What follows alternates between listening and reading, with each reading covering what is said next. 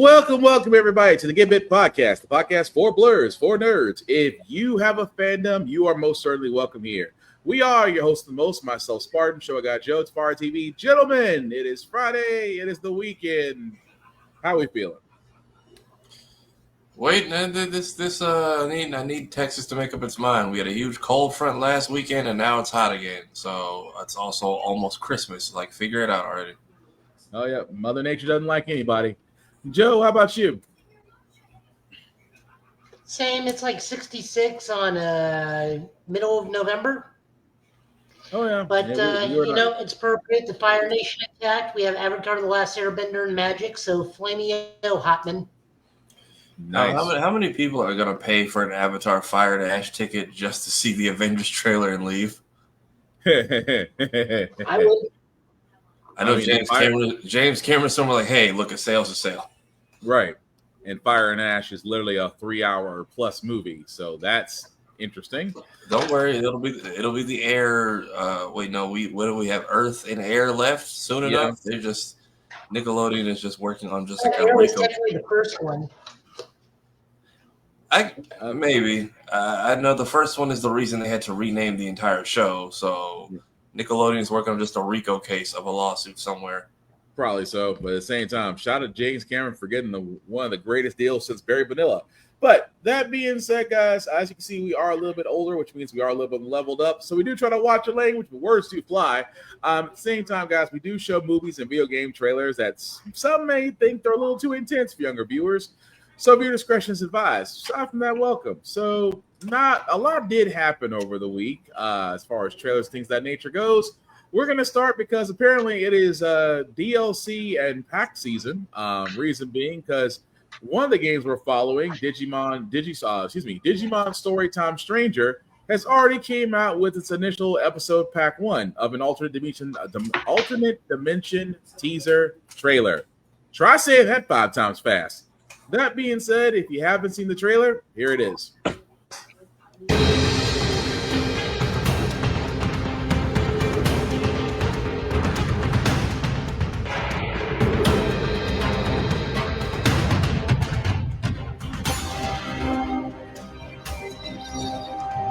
We must do what we can. Match your spirit.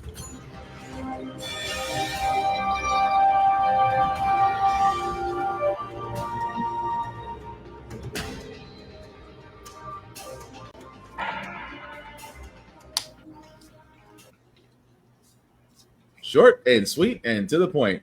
So that was actually the announcement for the teaser trailer for episode pack 1. As you can see, guys, will be available this winter for PS5, Xbox Series XS, and Steam. I'm going to admit I haven't had a chance to play this game yet. Joe, correct me if I'm wrong. Have you had a chance yet, or you're still waiting to play? What are we talking about, the DLC or the game in general? The game in general. I'm on episode 26 of my playthrough. Okay, cool. So, I feel like no one's even beaten the game yet, and they already giving y'all extra stuff. Like, I beat it. Hey, buddy, go ahead and sit down. Here's some more content for you. Like, we need our numbers, and we need to rub it in Nintendo's face come award season. Yeah, because I was gonna say, well, it has been that long since the game's been out. So I was gonna ask Joe because I know he's played it. Any thoughts, or is it too early, or is this welcomed, or how do you feel about it? I mean, it's cool that we get to play the ultra versions of the Omnimon who become Blitzgreymon and Crest-Garurumon, which are alternate mega forms for Agumon and Gabumon, who fused together for Omnimon Ultra S, which got introduced in... hey, man, roll tide. Sure, roll whatever that thing is. Oh, let's don't disrespect the tide, sir. Go ahead. Yeah, I hear that enough at work. It can roll right into the ocean and away from me. I mean, this is more story content, story DLC too. So more story content is always fun in an RPG. I believe this dives into a different character that we're focusing on. So more stuff is always good. Okay. And it looks like, of course, they went over the packs where, again, if you don't have the standard, if you have the standard edition of the base game, deluxe edition comes with 3 DLC packs. Ultimate Edition comes also with three DLC packs, costume packs, Ultimate Edition bonuses, and Deluxe Edition bonuses if you have that. But good to know as far as that. Like I said, it's one of my game backlogs. Although I myself am still on Ghost of Yotai, and I still have a ways to go on that. But was this one of the ones that came out at the was announced at the direct or no? Yeah, this was formally announced at the direct. Okay, because I don't know why anybody got their hopes up. The fact that it was like Japanese only, it feels like that wasn't even news that was supposed to reach us. Right. To answer Bama's question, no, I just don't care about college football or football in general. He really don't. He really don't.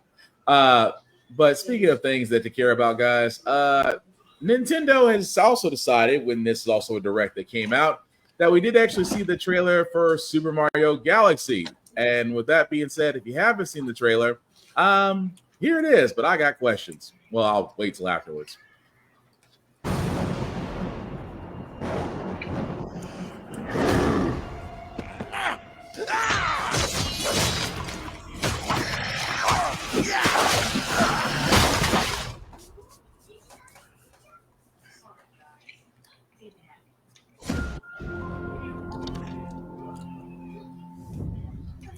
Hey, big guy!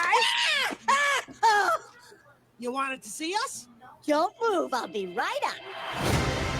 Sipping the soup, cleaning the paint. Oodle-doo, oodle-doo. And off the trim the bonsai bush. Here we go.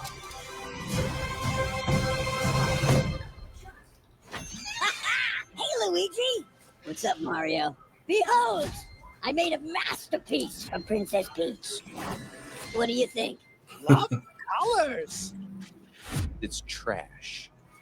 How dare you look at my masterpiece and say that? I'll burn the skin off your bones! Wow. Sorry about that. That's the old Bowser talking. Still working through my demons, I suppose. Anyway, I need my 8 hours or else I really turn into a monster.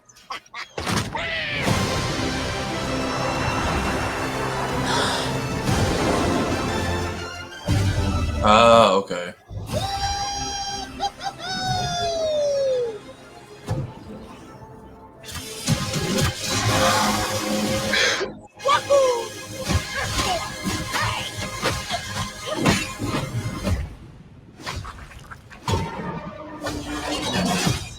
I'm Bowser Jr., and I'm gonna be taking my father now!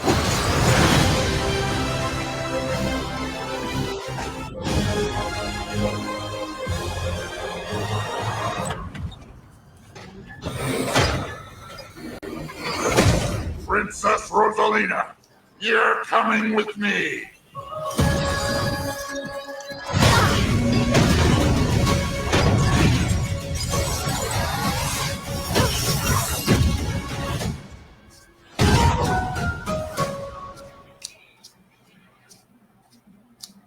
All right, so that was the trailer for Super Mario Galaxy.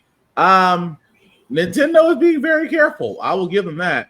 Bowser Jr., you saw excerpts, at least I think, from Sunshine, from Galaxy. From Sunshine, from Odyssey, a little bit of Mario Kart. I'm not against it. But what are we thinking, fellas? I think Brie Larson, Bama. It's Captain Marvel is Rosalina. Yeah. Yeah, they have a clip of her reading to the Lumas. Yeah, and that's what I'm curious. I'm like, how far in the past is this story supposed to be? Like I don't know how old Rosalina is canonically, but like I could also see the joke of the movie. I could also see the joke of the movie being like her reading the story of her and the plumber saving the world. It's like, all right, like I'm not reading it again. It was literally like last weekend. Yeah. But yeah, I like the Mario Sunshine fashion of it with Bowser Jr. and the whole paint thing. Mm-hmm. Because that was kind of our somewhat introduction to him as far as 3D Mario is concerned. Yeah. I'm curious if the water pack makes a cameo or the evil sun, since we're going to be in a desert territory. True. So, but go ahead, Joe. So that is actually a Mario Odyssey level. Sorry. Oh, was it?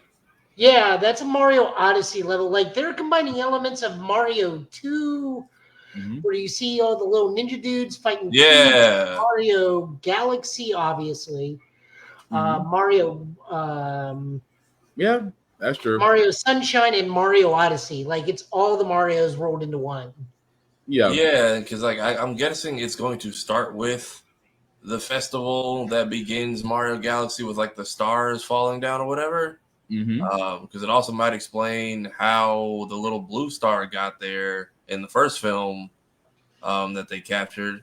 Yeah. But I'm curious to see. I'm curious to see how it rolls in because it seems like the Star Festival comes through, everyone's around, and Bowser Jr. does like a different version of his Mario Sunshine introduction with the paint powers and like that weird like watercolor form he takes. So I'm curious to see how much. Also, where does Yoshi fit in? Because that was like the big tease at the end of the last movie. So I'm curious, like where Yoshi comes They into may play. be deviating. That may have just been like an Easter egg or Okay. whatnot, because we saw all the Yoshis like running in the background of the first movie, anyways. Yeah. I mean, Scott Pilgrim does count. It is a video game series. That counts.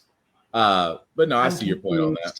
What is that? What he's saying about Brie Larson? He's saying about Brie Larson being Indy Adams. Right. He's just saying that's the second time she's been in a video game. But overall, we also know that Brie Larson is just like a colossal Nintendo nerd. Yeah. So I'm not knocking it. I mean, Nintendo's being very careful about this IP. And like I said, the first Mario movie was actually pretty good. I mean, first Mario movie made $1 billion. Yeah. I think, and Chris Pratt is still, hated, but hey, he's still keeping a job somewhere. Jack Black is making up for it in with Bowser, and then if Seth Rogen and Donkey Kong still make an appearance in here too. Oh, I think they will. I don't think so because I think they're working on a movie for him. That would be crazy if Donkey Kong gets a movie. But then again, if Nintendo has figured out how to actually do their movies, possibly, then yeah, that makes sense. But we'll know once we get some more information about that in April of next year. But like I said, since we're trailer heavy, we're kind of going through the news a little bit because there really wasn't much of any. If you do have PlayStation, guys, the latest update for November, these are the games that you'll be able to get very soon. I think December, if I read that right. Oh, no, that's Red Dead Redemption, but I'll get that momentarily. So these games are for November. Still Waits the Deep, Grand Theft Auto 5, Insurgency Sandstorm, Red Dead Redemption. If you haven't played it, highly recommend that you should. Pacific Drive, and thank goodness you're here. Hilarious game. So I was going to ask, has anybody played that? So what type of game is that? So it's an action platformer that's set entirely in Britain with a lot of British comedians. Matt Berry from like What We Do in Shadows. I think his name is Laszlo in What We Do in Shadows. He's the one who just yells "Bat." Okay. Or he's the one who sings I'm a Two-Way Lover in a One-Track Lane from Garth Marenghi's Dark Place. Okay. That makes sense. It's a comedy thing where you just play a little dude, a little silent dude. It's a lot of British humor, but it's hilarious. Gotcha. For the other games, guys, again, Red Dead Redemption. If you're not, one of Rockstar's greatest games, if you haven't played it, it is available in the catalog for PS5 and PS4. Again, Grand Theft Auto 5, you might as well play that because you'll never know when you're going to get Grand Theft Auto 6. That's just being honest with you, because if you watch the last podcast, you found out that they did push it back again, so you might as well enjoy 5 because that's completed and it's out. Pacific Drive, it is a first-person driving survival game. I've never played it. I've heard great things about it from reviews. It is available on Steam as well as PlayStation. Again, give it a shot. You never know. Still Waits the Deep. I know this is a horror game. I think it's a first-person horror game. Haven't played it. It's kind of one of those ones where it's on the back burner. If you're bored one day, you want to give it a shot.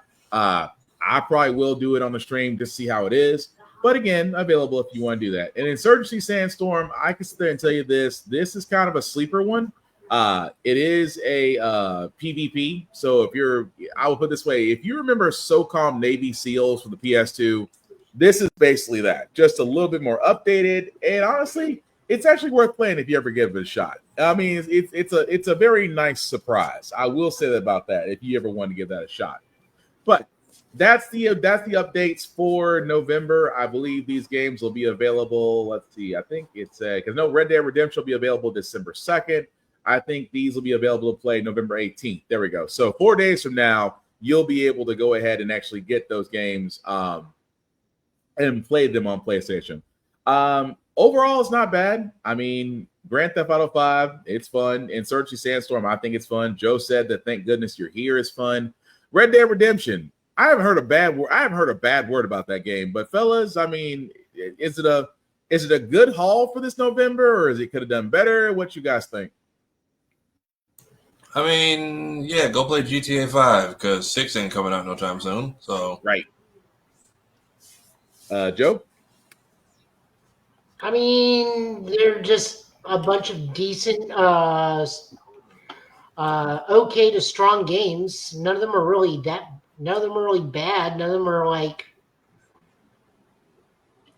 I said, just none of them are really bad. Some of them are a lot of fun. It's just, I think some of these, like Red Dead Redemption is fun. Grand Theft Auto is fine. I don't think I'm going to be doing either of the survival horror games. I like, Thank Goodness You're Here, but that's because I watch a lot of British stuff, so I understand the humor. That's going to be very acquired taste for some people, but you never know, someone might like it. I have like no interest in whatsoever. No, that's completely fine. Yeah, Bama, for Insurgency, yeah, give it a shot. Like I said, if you like, I will put it this way: if you like SOCOM, if you like Battlefield, if you like those types of shooters, Insurgency will definitely be up your alley. But I would highly recommend that if you haven't tried it. But again, for a lot of us, I'll go back to Red Dead Redemption and play it all over again. But that's just me. Also in the news, guys, this is kind of a no-brainer, but shout out to James Gunn for always being on top of everything. Because we kept on speculating who would be, would Brainiac be in Man of Tomorrow? And of course, James Gunn decided to do what he always does, confirms it for us. So we do know that the next Superman movie, starring Nicholas Hoult, starring David Cornsweet, as their respective roles, will be facing, of course, one of Superman's greatest enemies in the next movie, Man of Tomorrow, which is set for release in 2027. So, fellas, I mean, is there really anything more we need to say about this outside of cool and now we wait, or how do we feel? Well, I could say something that's devastating. Why? Because I can, and I'm petty. Why? Because you're petty. I was going to sit there and say, I was like, did you want a different person for Man of Tomorrow? Oh no, we got the villain that the Snyderverse couldn't get for their sequel movie because they never got a sequel movie. I see what you did there. I see what you did there. Well, Snyder boys are always going to be somewhere. Especially with getting certain things. They try their hardest to boycott Superman because they want to restore the Snyderverse. But again, Snyder fans, just be happy we're getting Superman movies. Again, it's a dead horse. Let it go to the glue factory in peace. Also, moving right along, this one is interesting because I know it might have been also last week that we talked about the Super Sentai series in Japan was ending after a nearly 50-year run. But we're also getting back, how do we call it? What do we call it, Joe? Metal Heroes, or do you go Space Detective gave them? No. So the technical terminology, like Kamen Rider's for Kamen Rider, Ultra Heroes is for Ultraman, Super Sentai is for Japanese Power Rangers, which is Super Sentai. Metal Heroes is the terminology that is the broad spectrum of stuff because we have like the Space Sheriff stuff, we have the Cyborg Cop stuff, we have the Cyborg and Police Officer stuff. So Big Bad Beetleborgs originated from this called Jukon B Fighter or Jukon Fighter and Jukon Fighter B. Okay. Is in this spectrum. So if we're getting Reiwa era Space Sheriff Gavin-like thing, it means the next thing we're getting is a Space Sheriff-esque show. Okay. Gotcha. It is a Reiwa era Metal Hero franchise, which we don't know how long this is going to go on for because Metal Hero ran from the early 90s to 2000 because Kamen Rider was put to sleep due to declining sales and whatnot because it just wasn't profitable, and it's same reason Super Sentai is ending right now. Just declining sales and toys. Their live shows and stuff are not covering production costs. Also, the other reason a lot of us believe it's being retired at the moment is to get out of the Hasbro contract. Because they technically can legally not internationally stream Super Sentai over here. Right. Because it has to go through Hasbro because they are intertwined with Power Rangers. Right. And they're seeing Ultraman get a lot of money because of the U.S. I mean, Tafari and I are doing Ultra Watch. Which we need to start that back up. I was gonna say now that I have nowhere else to be finally, and Kamen Rider is now internationally streamed and simultaneously streaming with Japan with Zets. So they're able to pull money in hand over fist because they're not tied to anything. We don't have Masked Rider, we don't have Kamen Rider Dragon Knight anymore. So they're not beholden to those copyrights, but Power Rangers is.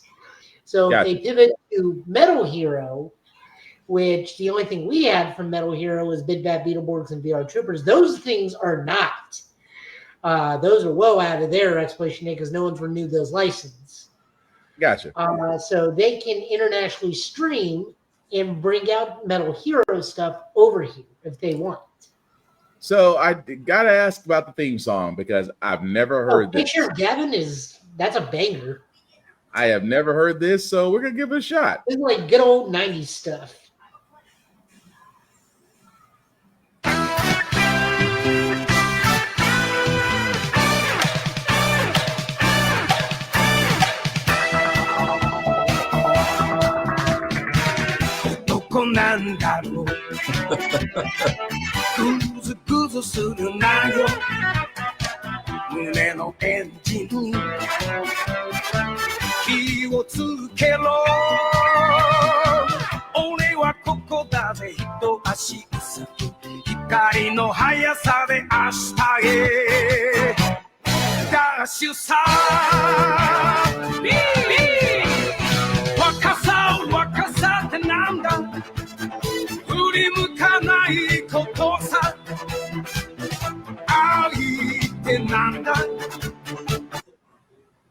I'm mad about the fact that how you gonna have the bass man just really getting down because I can see the stank face. I can't see the bass man, but the bass man had the stank face. I can admit it is banger. I admit that. So we actually did have Gavin come on Power Rangers not too long ago because he was incorporated in Power Rangers are Beast Morphers. He double guest starred in Go Busters in Japan. So he has come over we have seen him before briefly in actual Power Rangers and Beast Morphers. Gotcha. But no, it's a banger. I will live. I'm sorry. The bass line on that's what got me. I'm like just old boys getting down. But good to know. So Tafari, I'm going to toss to you, sir, because I know you went to the Sonic Expo. How was it, sir? It was fun. Like I said, it's a smaller, more niche event, so it is very much the hotel people were nice, which isn't always a given. They were very cool, accommodating, a compliment of the cosplays. I got to interview Devin Mack, who is only our second black voice actor to ever hold the role of Sonic next to Jaleel White. He is the voice of Sonic Prime. Got to do a really cool interview. Got to hang out with him for a little bit. Talk about some other stuff he's in. I know he's in Lego Ninjago, Beyblades. He also has streams that he does in character, challenges. He overall all around cool guy, like very much a chill individual. Also from Canada, so this was his first time in the States as a guest and not just like a panelist or like somebody's help. Pete Capella, who voiced Silver in Sonic 06. This was our first voice for Silver before they kind of did a huge rebrand in wait, they go to another voice. Yeah, Bama. So they did a Netflix series a couple years ago, and they had a whole brand new cast. So they didn't all the people that are from the games, they didn't like recycle anyone. They had a brand new team of people, and yeah, we get to talk about how he got the role, the ties to the culture, stuff like that. Pete's also cool. Pete, again, these guys are because it's a Sonic specific event. Even if they're not the current voice actor, their tables were busy all weekend. Nice. Okay, and let's see. Sorry, I'm You're good. I'm Yeah, not jumping on my thing. But go ahead. So again, this is like it was me, Aggie, and our friend Justin, aka Justin Decisive. We went to this industry mixer, and the girl who runs the social, she's like, "Hey, you guys got like the biggest, like the most likes out of like all the creator announcements we did." And she's like, "Yeah, I don't get it." And I'm like, "I think it's because everyone else announced are like Sonic people, whereas like we are people who just happen to like Sonic."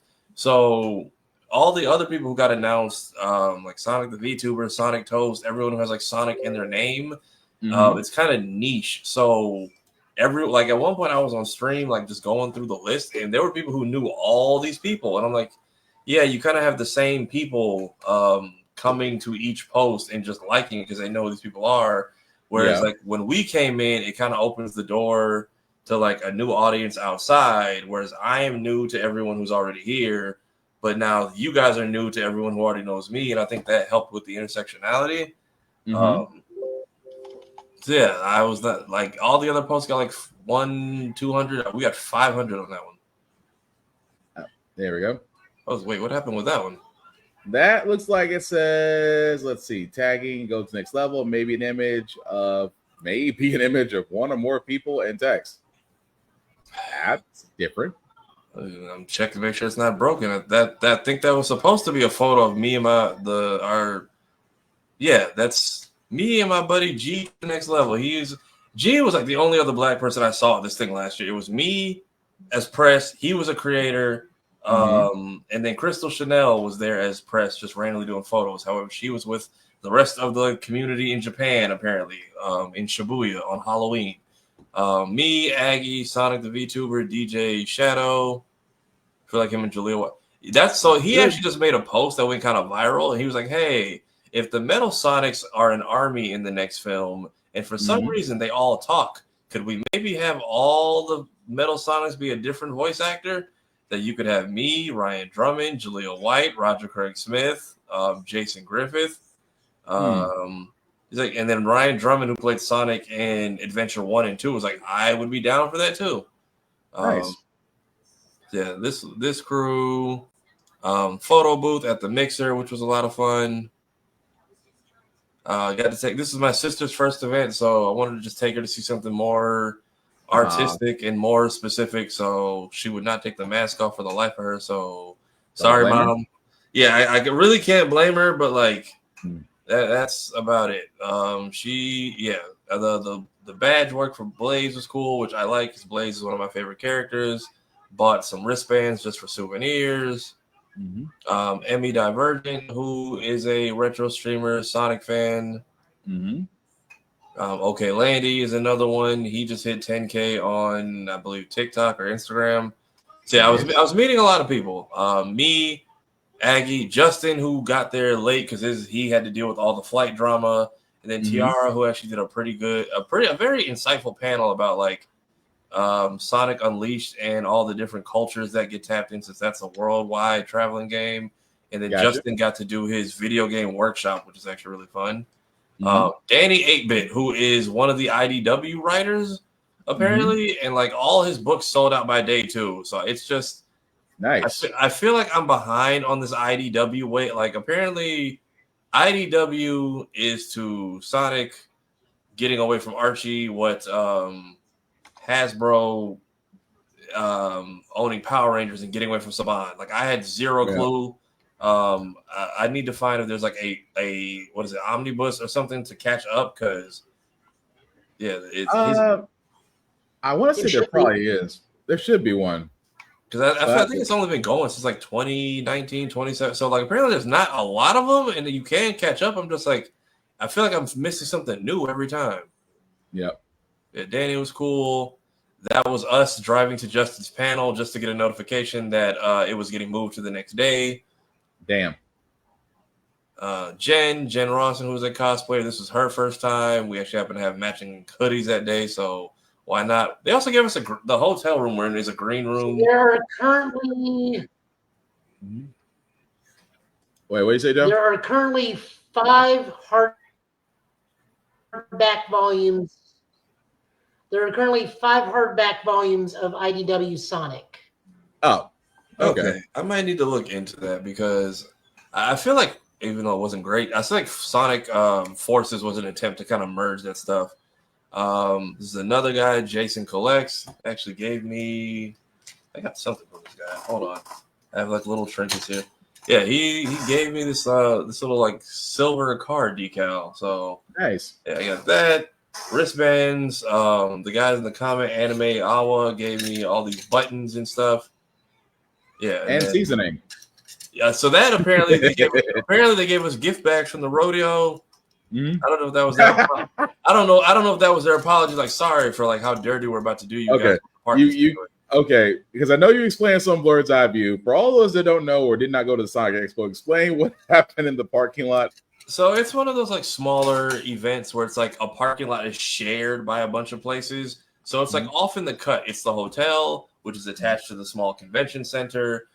But next door is this little Latino rodeo, which I've never seen active during the same weekend. And apparently it was going like Sunday night when everybody was leaving. So the rodeo's never really in use. So they're like in the parking lot from the hotel, and like the greater parking lot that they share is connected. I thought it was weird when I got there, and the area between the parking lots had a gate in the middle. And I was like, that's weird on Thursday. Then I came back and somebody was charging $10 for parking. And then on Saturday, $20, and he brought help to make sure no one drove around him. And the only English he spoke was today's price and that way, like telling you where to go park. And people were pissed because on the website, it's got the entire parking lot. Oh, it's free. And last year was free. And the year before that, it was free. I guess the rodeo caught on, to use the song from Bama. They did. They used Live and Learn. Yeah. And a very weird rendition of City Escape that I didn't even realize was in there. There was audible confusion in my theater when we saw it. So basically they last minute decided, oh, we actually want to charge for parking, but didn't tell the event organizers. So the police got called. There was a whole breakdown to make sure, like, because the guys didn't speak English. So they're like, well, who are you and why are you charging people money? And he couldn't like explain himself. So the police came and was like, hey, legally they can charge for parking. They just did it in like the most dickhead fashion by like deciding last minute and not telling anybody and waiting for y'all to pop up to basically fork over cash. So that was a whole debacle. It was a lot of people were pissed, and thankfully I found parking at the hotel on Sunday because I got robbed for $30 basically. Damn. A lot of fun. But at least you got some seasoning. Yeah, I was just like, oh, cool stuff, man. Like, appreciate it. And then you also got to see this. I'm going to see if I can play this without the music, because apparently there was a video game dance workshop. Yeah, it's just like the audio's in the video, so it's not like me slapping it on CapCut. Hopefully it doesn't get us flagged, but it's just a little bit of the Wonder Museum theme from Sonic Cross Worlds. Okay, hang on a second.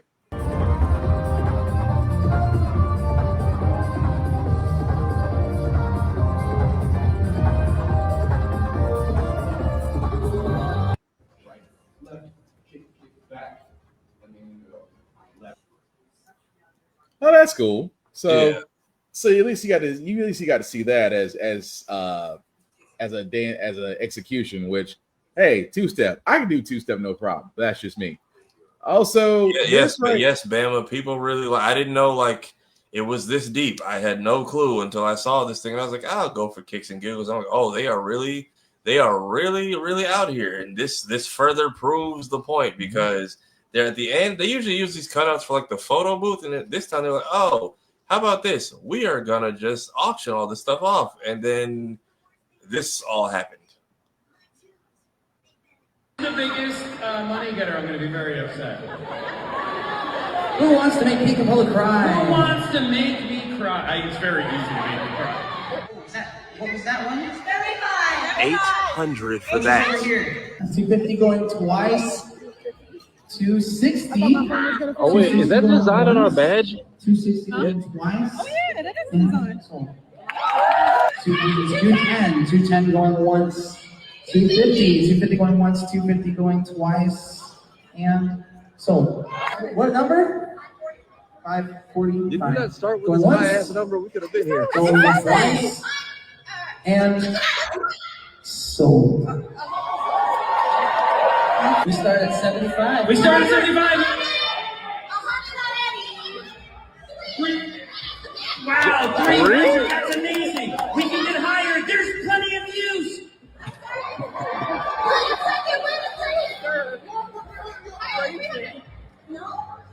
If the card declines, can you say it's no use? No, if the card declines, you're getting sued. Oh. Anybody higher than 300? Well, I'm very upset.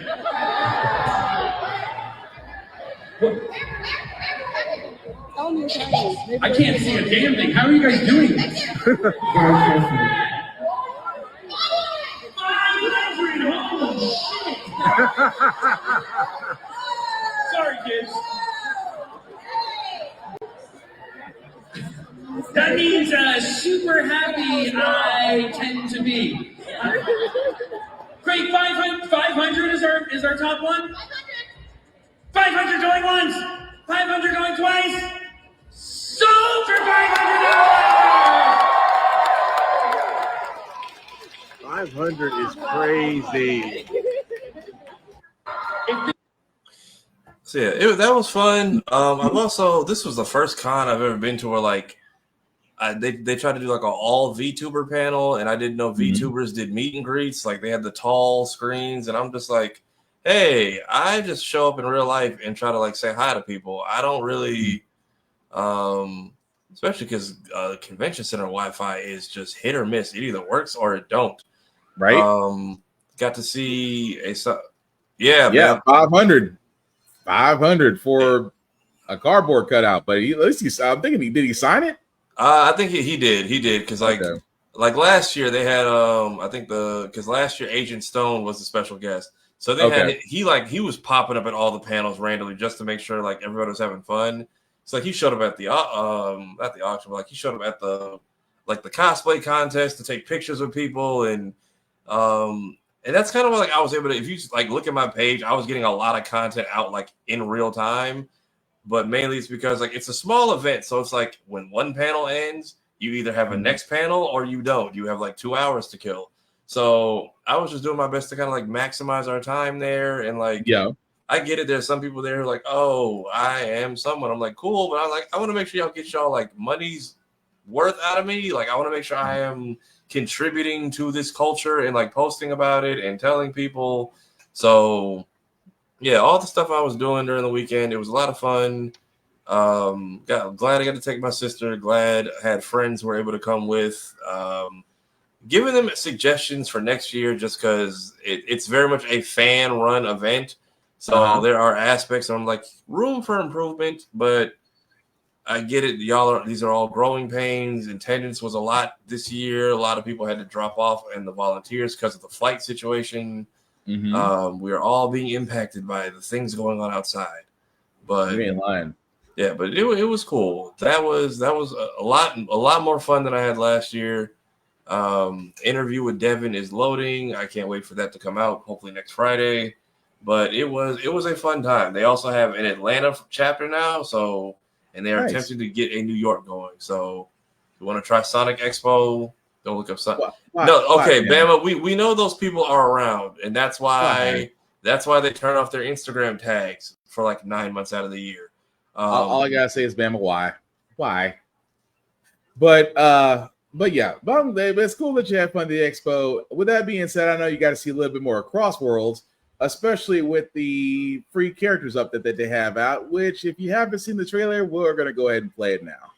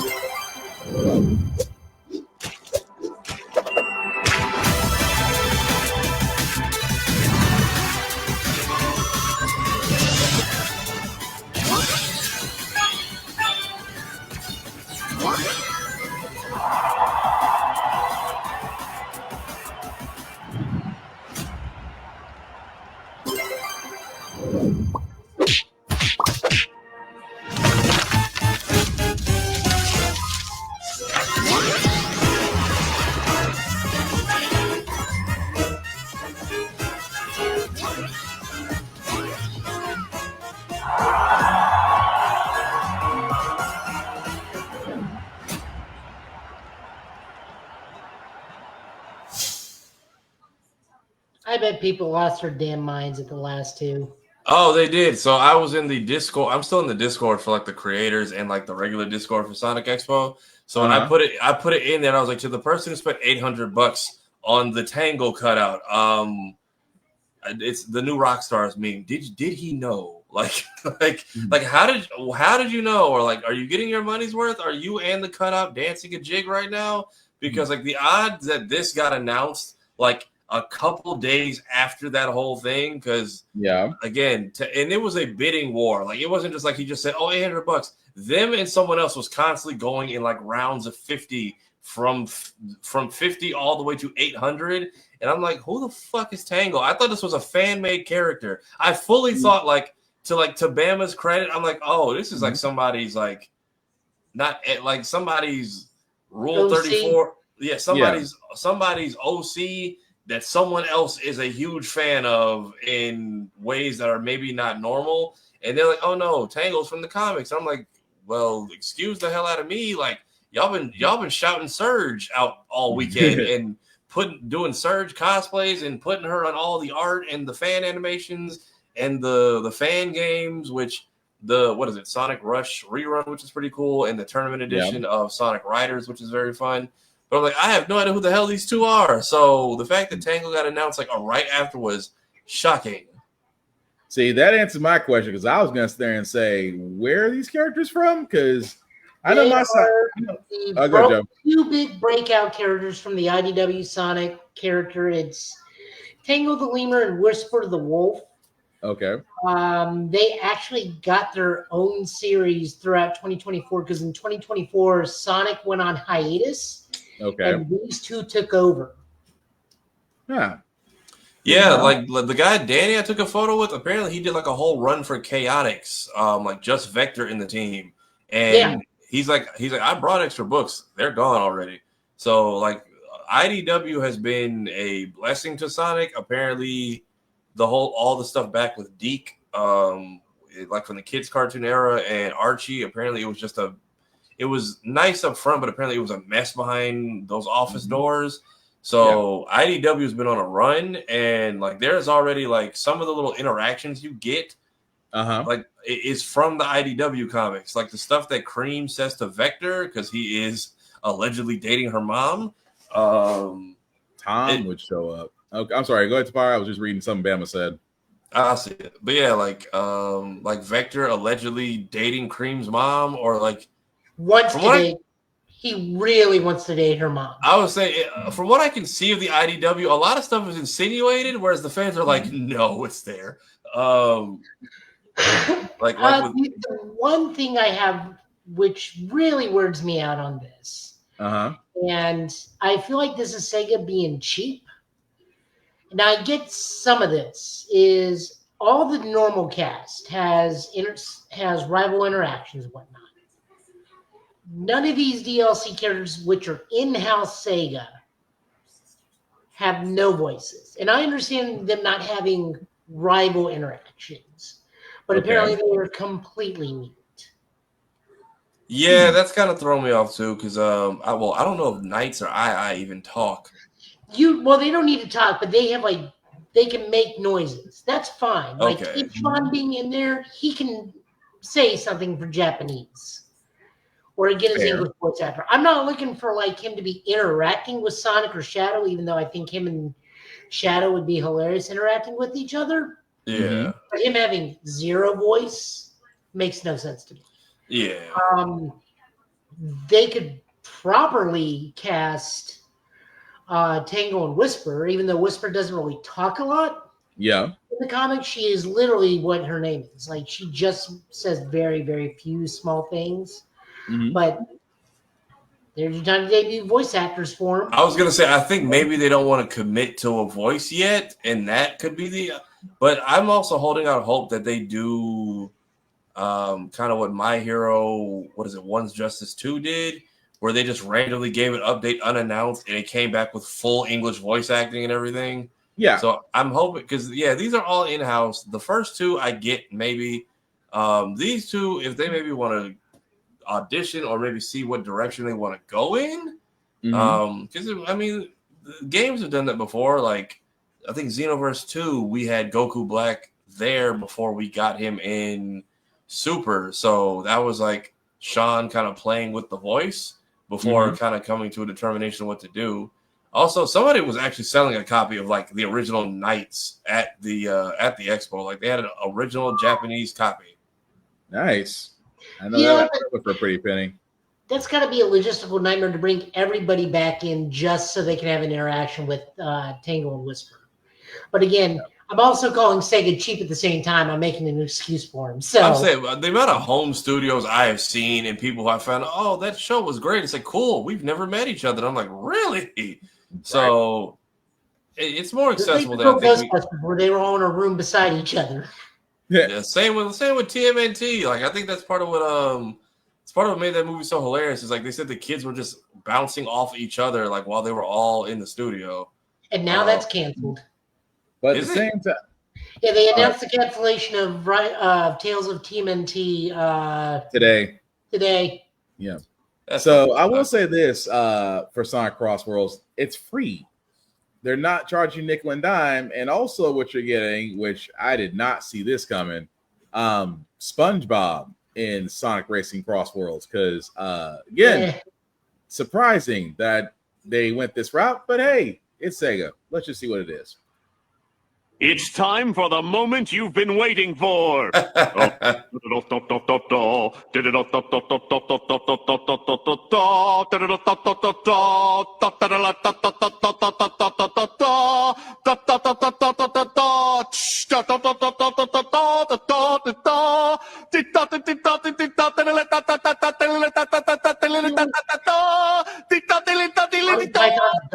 down and go get on with it.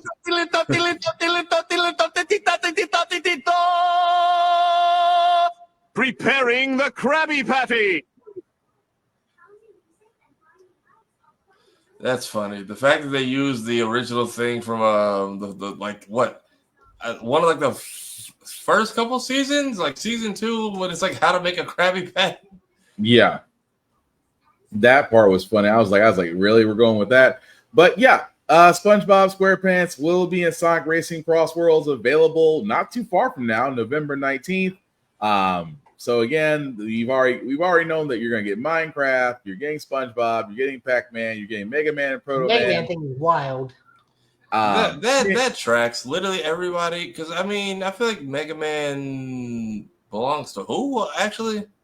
Capcom. Technically, Capcom.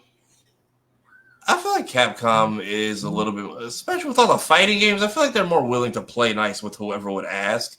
Well, then why did they want a new Mega Man game? Hey, look, they gave you Mighty Number 9. They allowed it and didn't sue. That's Intergrades. That's an entirely different studio. They didn't sue them for making it, which is them saying, that is hey, fair. They said that's them saying close enough. Welcome back, Mega Man. Probably looked at the game and was like, yeah, we don't need to worry. I will say this. I will wait till RE9 comes out, and then I will sit there and say, okay, you've got no excuse now. You've got no excuse. what's it called? Parameter Parabellum, or that one where it's the kid in the space station with the dude? Oh, Pragmata. Pragmata. Isn't that Yeah. just Mega Man in disguise? Pretty much. It pretty much is. But no, I look, I'm not gonna lie. I would love to see a Mega Man game too, but I'm gonna wait. I will give Capcom. It's like, look, get your IPs that you've been trying to knock out of the way. But yeah, boom. What'd you say, Bama and Aang? Oh, because the Avatar Legends. Yeah, Bama. There will be no voices outside of the core roster. Like there is no voice work. The DLC characters are not voiced. Right. But still, that is, of course, it's SpongeBob. What else can you say about SpongeBob that hasn't already been said? But I mean, hey, flex between the movies and the Knuckle Show, and might as well use those Paramount connections. So, no, it's fair. That's a fair point. But speaking of things that I'm not sure how I feel about this, but before we get to Fallout and Marvel Rivals and the other trailers, Steam decided to make its appearance known because, well, they announced new hardware. And if you haven't seen it, if you haven't seen the announcement, well, here it is, and then hold your judgment. This is Steam Deck. Steam Deck is our powerful, portable, handheld gaming PC that lets you take your Steam library with you anywhere. We're pretty proud of it. People who own Steam Decks have been playing everywhere, and we couldn't be happier with the response we've heard from all of you. We're excited to talk about the future of Steam Deck, but not today, because this isn't a video about the future of Steam Deck. This is a video about the future of Steam hardware. Today, we're announcing 3 new members of the Steam hardware lineup. All connect you with powerful PC gaming. All are optimized for gaming with Steam, and all are shipping in early 2026. Let's start with this one.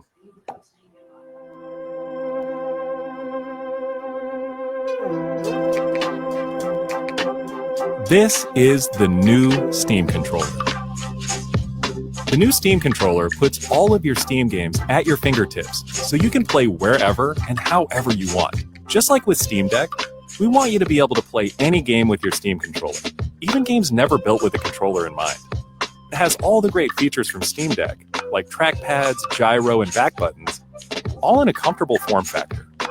Its next-generation magnetic thumbsticks let you play with improved responsiveness and longevity. We've put capacitive touch sensors on the thumbsticks and now on the back of the controller too, so you can enable precision gyro aiming with the touch of your thumb, or your pinky if you're feeling fancy.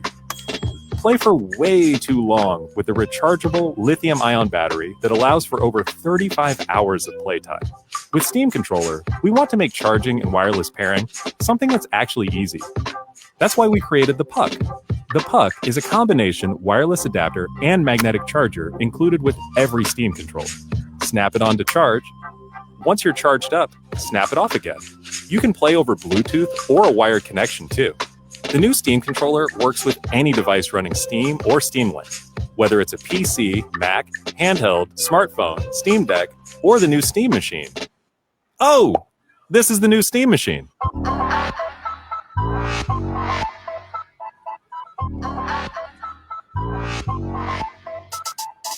Steam Machine is a powerful gaming PC in a small but mighty package, designed for your games on the big screen.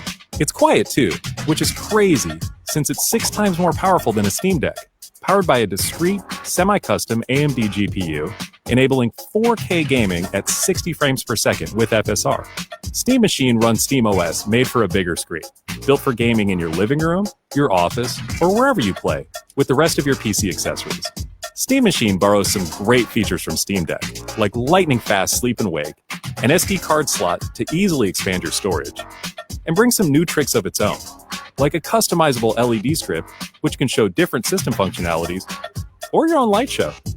Steam Machine is a PC, so run whatever software you want, and it works with all your favorite desktop and gaming accessories. Steam Machine is designed to work hand in hand with the Steam controller, with the low latency, wireless connectivity of the Steam controller puck built right in. And it's great for streaming your games to your phone, tablet, laptop, Steam Deck, or Steam Frame. Oh, yep, this is Steam Frame.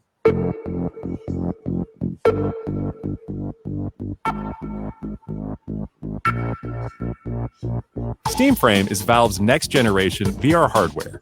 Stream all your Steam games, VR and non-VR alike, in this comfortable, lightweight, wireless VR headset.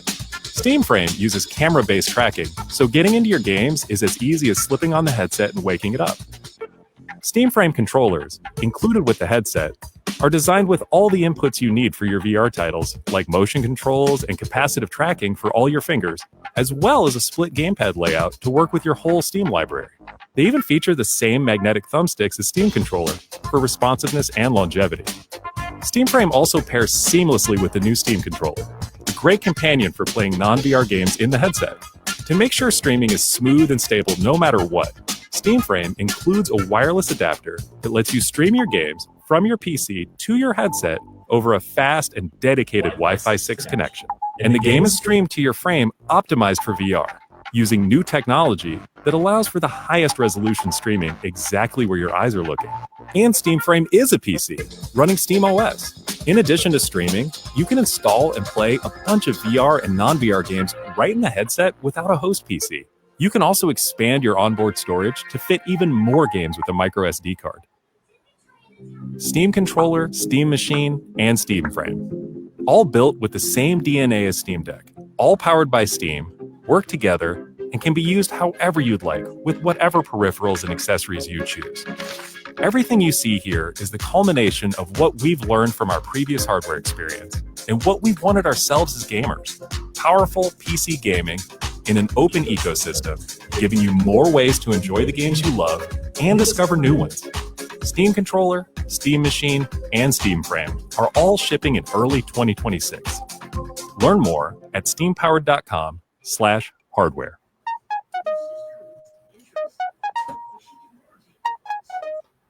So I'm just gonna stop it right there because it pretty much just goes into everything else. So yes, Steam has decided to enter the console area, which I think is kind of interesting considering the fact that the Steam Deck was supposed to replace consoles.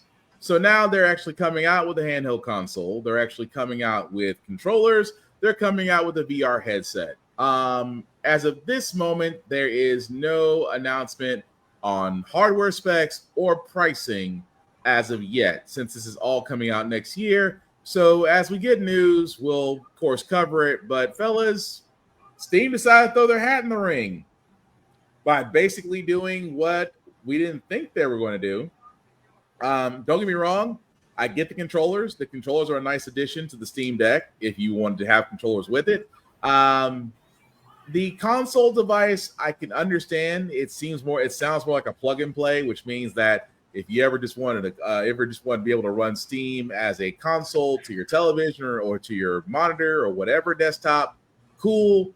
VR, I will never understand VR. VR to me is dead technology. I just don't get it. I will not understand it. I just figured that it's not for me.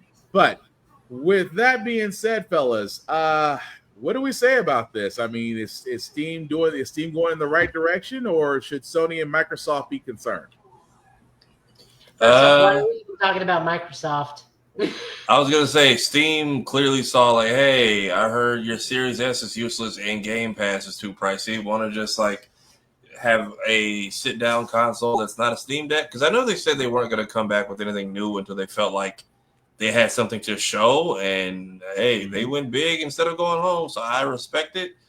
Especially because I know the Steam Deck, they said they were limited strictly on battery capacity. So yeah, they're just like, hey, what's the point of building like our own Switch 2 and you get half the battery life out the same battery? So I think this is a nice option for them. The absolute Batman chess symbol controller is throwing me off a little bit.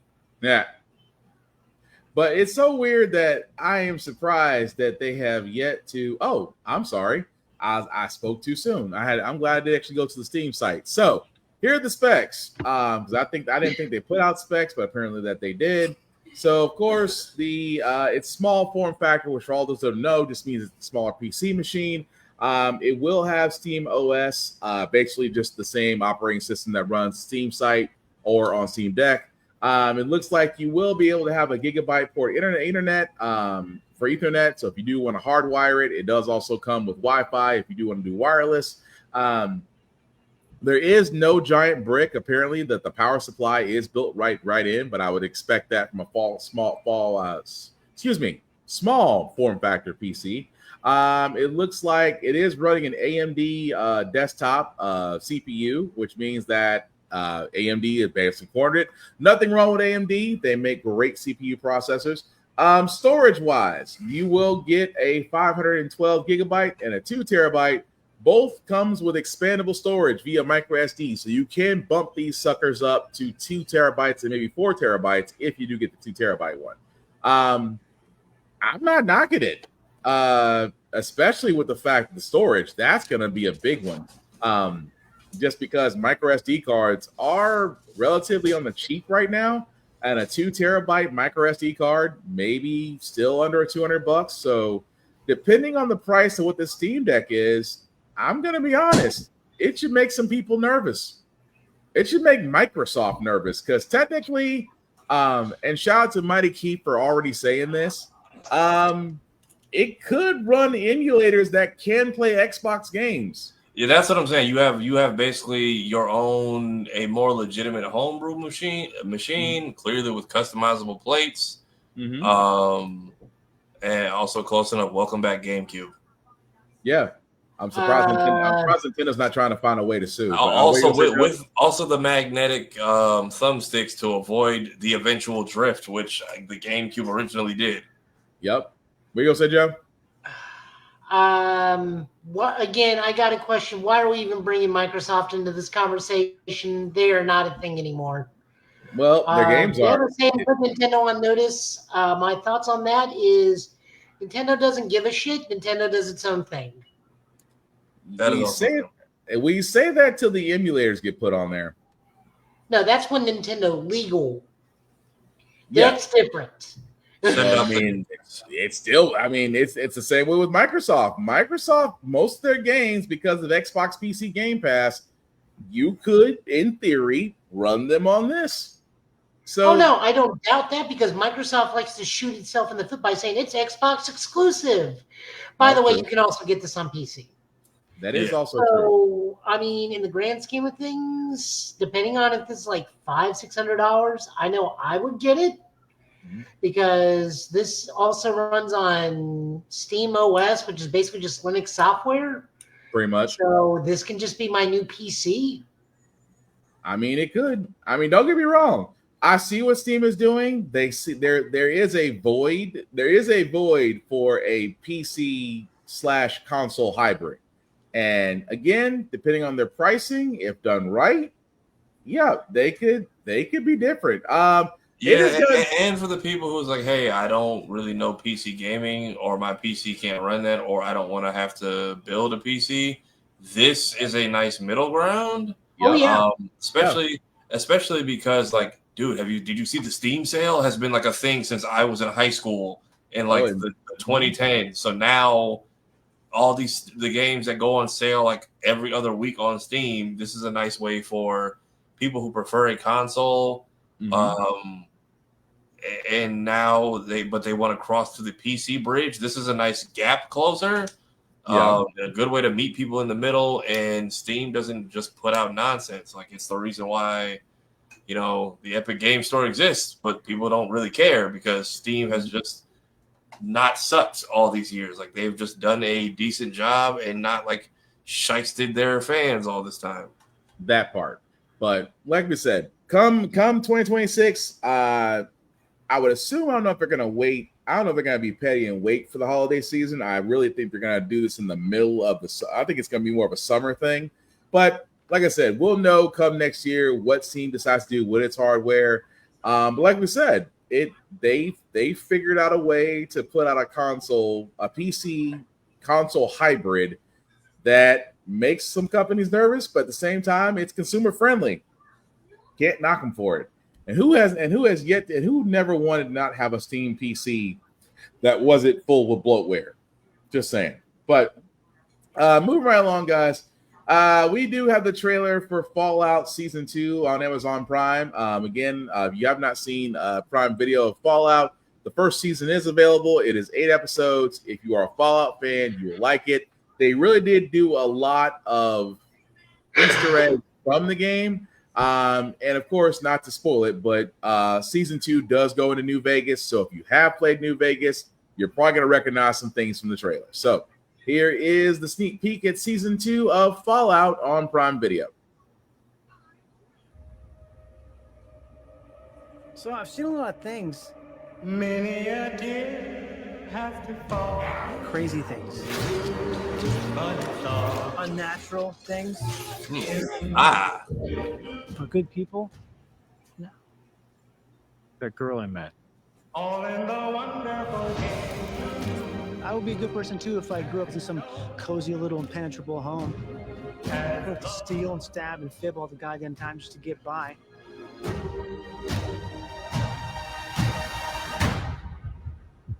Exactly is what you plan on doing once we find your daddy. Gonna bring him to justice. So people know that how they conduct themselves matters. They don't give up hope.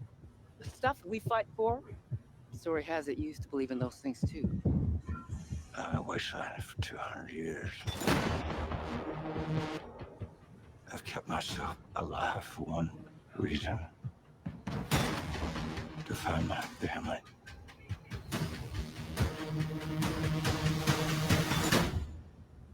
Well then, you're gonna need friends. There's a war coming.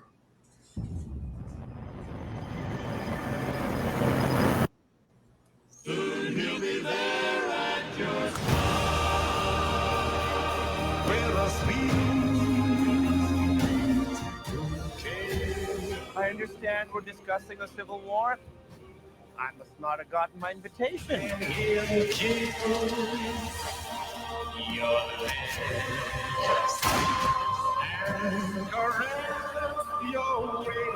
actually beginning to get along.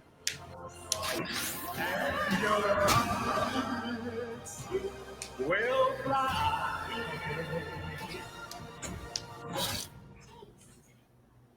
Why try again? Away.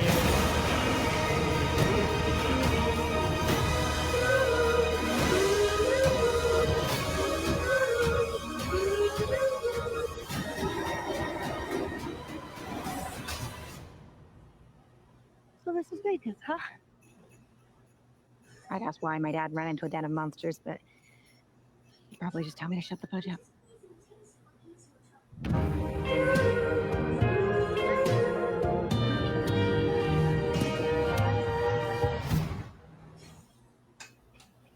All right, so that was the trailer for season 2 of Fallout. Yes, Bama, that was a Deathclaw that old boy was fighting in the power armor. Again, there is a lot of Easter eggs from this, especially with the Kings, the Rad Scorpion. I'm trying to think of all of them that we're showing.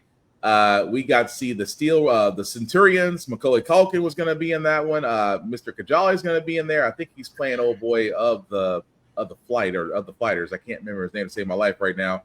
We got to see airships. We actually got to see thank you, Bama, a power fist. We definitely got to see that get used. And I'm trying to think of anything else that I'm missing. I know I'm missing quite a lot. Mr. Security, and I forgot the guy, the green screen. I forgot his name that fast. But it's a lot. Again, I should have also said this before. It is on the little graphic side. So again, if you're expecting nice and wholesome, Fallout is definitely not for kids. But I'm a little bit biased because I'm a Fallout fan. Hey, Kira. I'm a little bit biased because I'm a Fallout fan. I'm looking forward to season 2. But Tafari, Joe, what do you guys think? So are we doing a New Vegas thing or? Yeah, it is New Vegas. Because that was the one that everybody's like, you need to play New Vegas. And I'm like, well, I ain't got the console for that, so I'm definitely missing the wave. I still need to get through season 1. I don't know why I just never sat down and got to it, but I'm glad they're back. I'm glad that Amazon is not a one-trick pony and is just putting out all kinds of stuff. I'm hoping, I don't know, more. I hope this leads to more accurately well-received video game content. If you're binging the Halo show on Netflix, stop. You're sending the wrong message. Apparently, that show is thriving over there, and everyone at Paramount is like, well, what was the problem when it was over here? And I'm just like, well, The people at Netflix just maybe don't know any better. So I'm just going to assume that folks that are watching the Halo show never played Halo.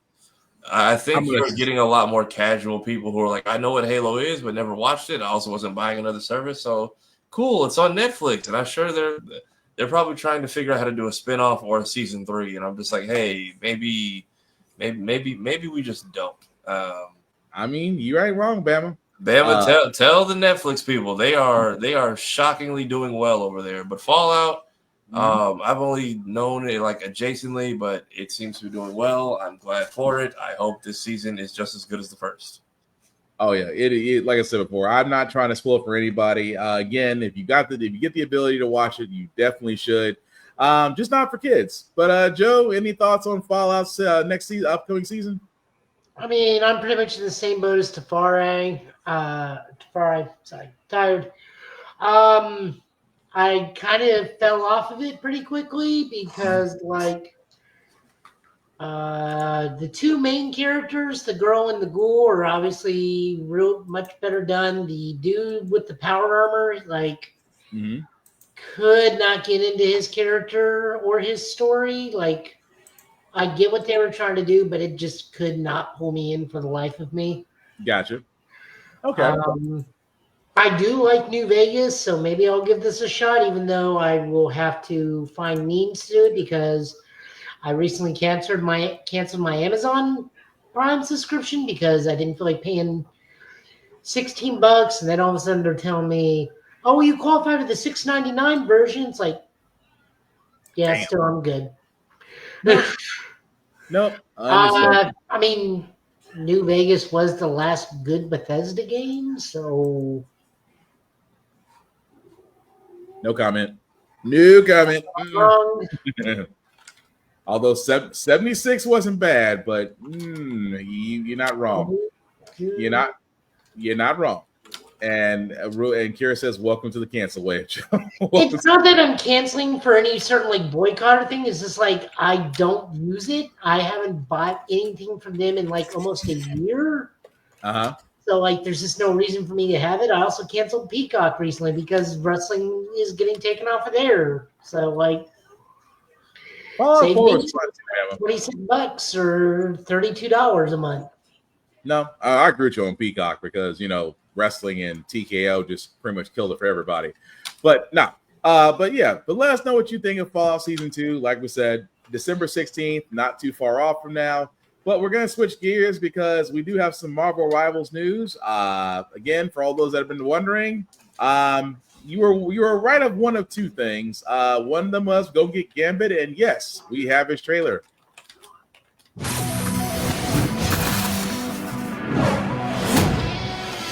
Make way for the King of Teams.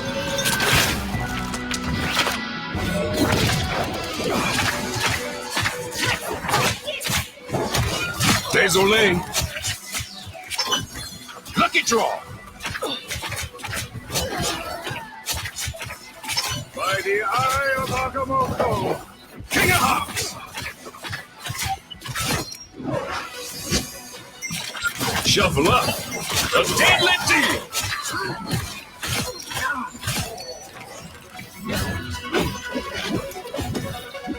Got a full deck. Allons-y. Gambit never falls. High caliber.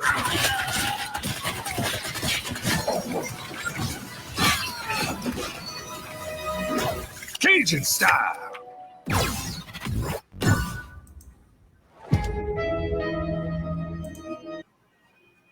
So that was the Gambit trailer. Of course, going into Love as a Battlefield, because this kind of is a dead giveaway that we will be getting Gambit and Rogue. Although the next trailer for Love as a Battlefield, well, so it is. Go ahead, Joe. It is confirmed that we are getting Rogue. Both the actors are returning from the X-Men animated series to reprise their roles. My favorite comment I think I've laughed at on Facebook about this thus far is someone like, I wonder if Rogue's going to get the Emma treatment. It's like, my brother in Christ. Rogue doesn't need the Emma treatment. Rogue was the Emma treatment. No argument there.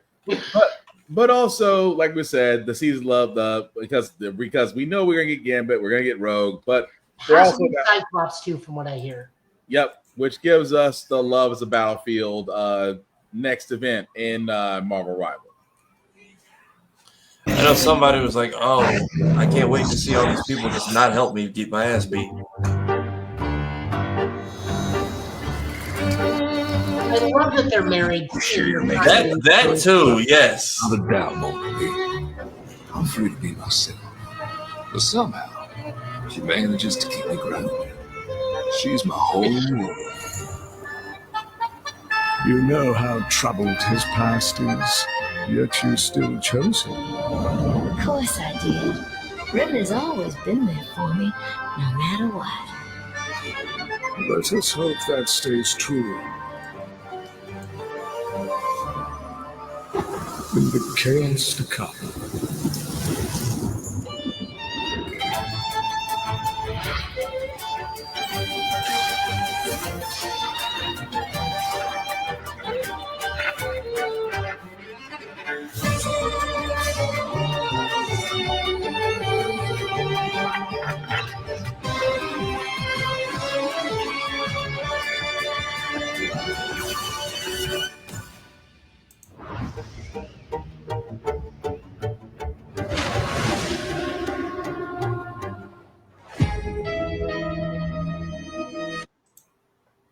So I will say this about Marvel Rivals. They are not disappointing us at all. Of course, Love is a Battlefield did begin as of today, so I'm pretty sure Gambit's available right now.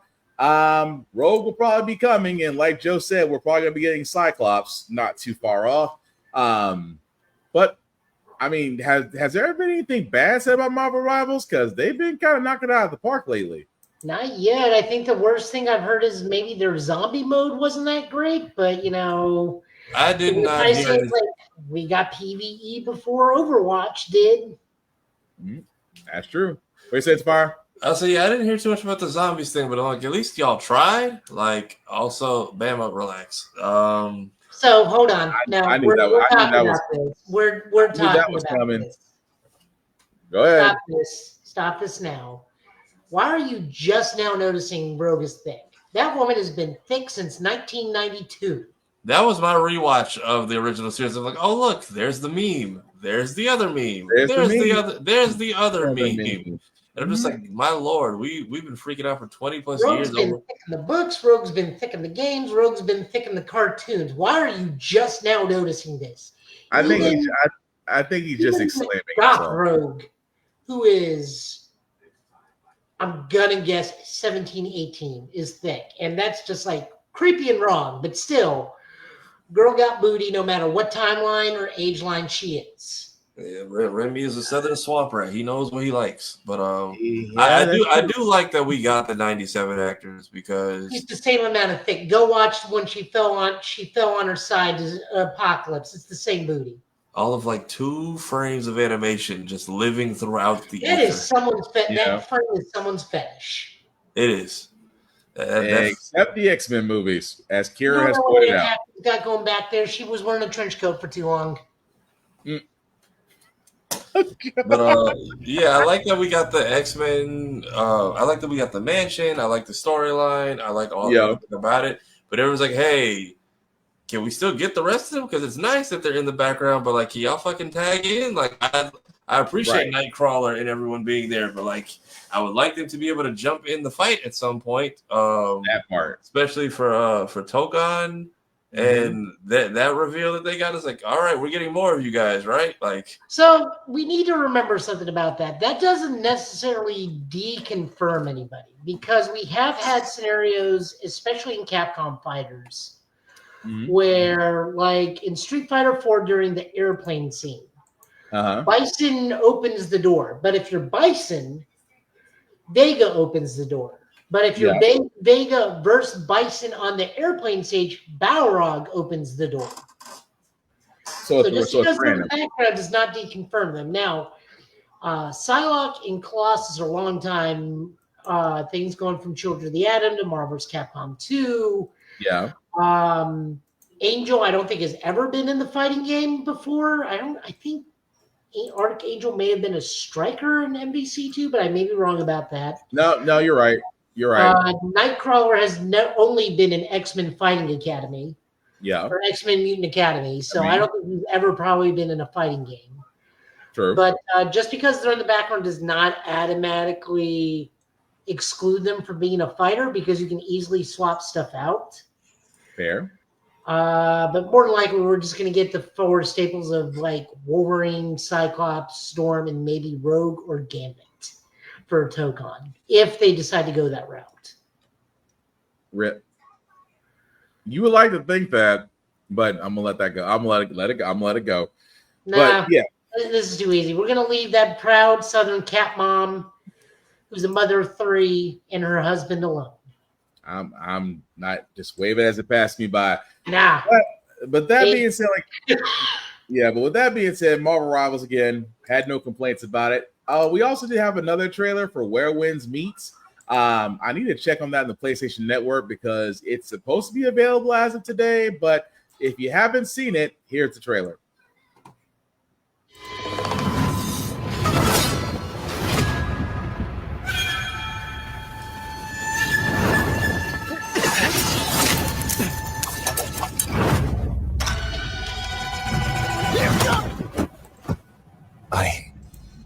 I don't. Do you know the road up ahead? Who are you? Same as you. A wanderer.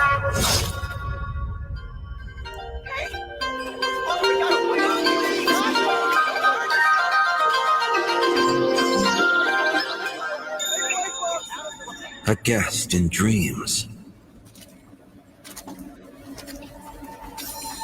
Yet unaware.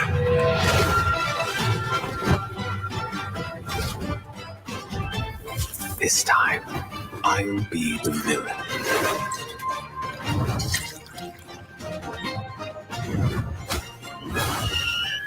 But I have been on this path too long now. The street was filled with ghosts.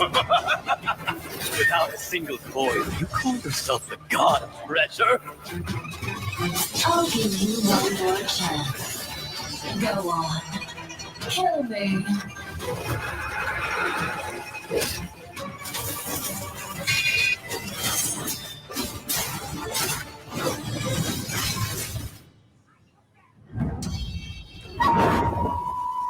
Hold up. If I don't go back, what'll happen to the others? Mere ends. Such an unseemly struggle.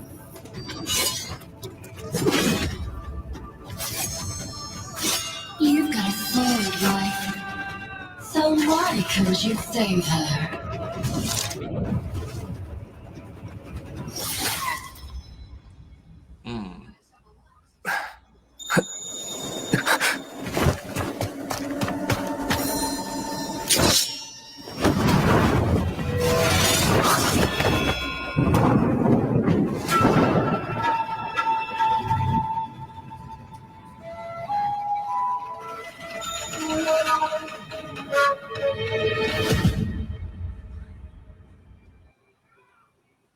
All right, so that was the trailer for Where Winds Meet.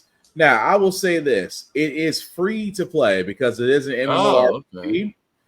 So right now, I double-checked while the trailer was playing. So if you have a PS5, it is available right now to download to your library. It is also free to play on Steam, which means it's on Windows as well, and also the Epic Game Store. So it is a completely free-to-play game. Now, also, what you guys know, what free-to-play means that, you know, if additions and stuff come out, of course, that's microtransactions. That's on you. I plan to play this game because, again, the story seems interesting. The gameplay looks great. But, yeah, like I said, if you want to play it, it's free to play right now to download and go from there. I know I'm going to probably have this as one of my playthroughs once I get past Ghost of Yotai and a few other titles. But, fellas, what we thinking? Because I definitely know I'm in to play it. Joe, I think you're down to play it as well. But what do you guys think?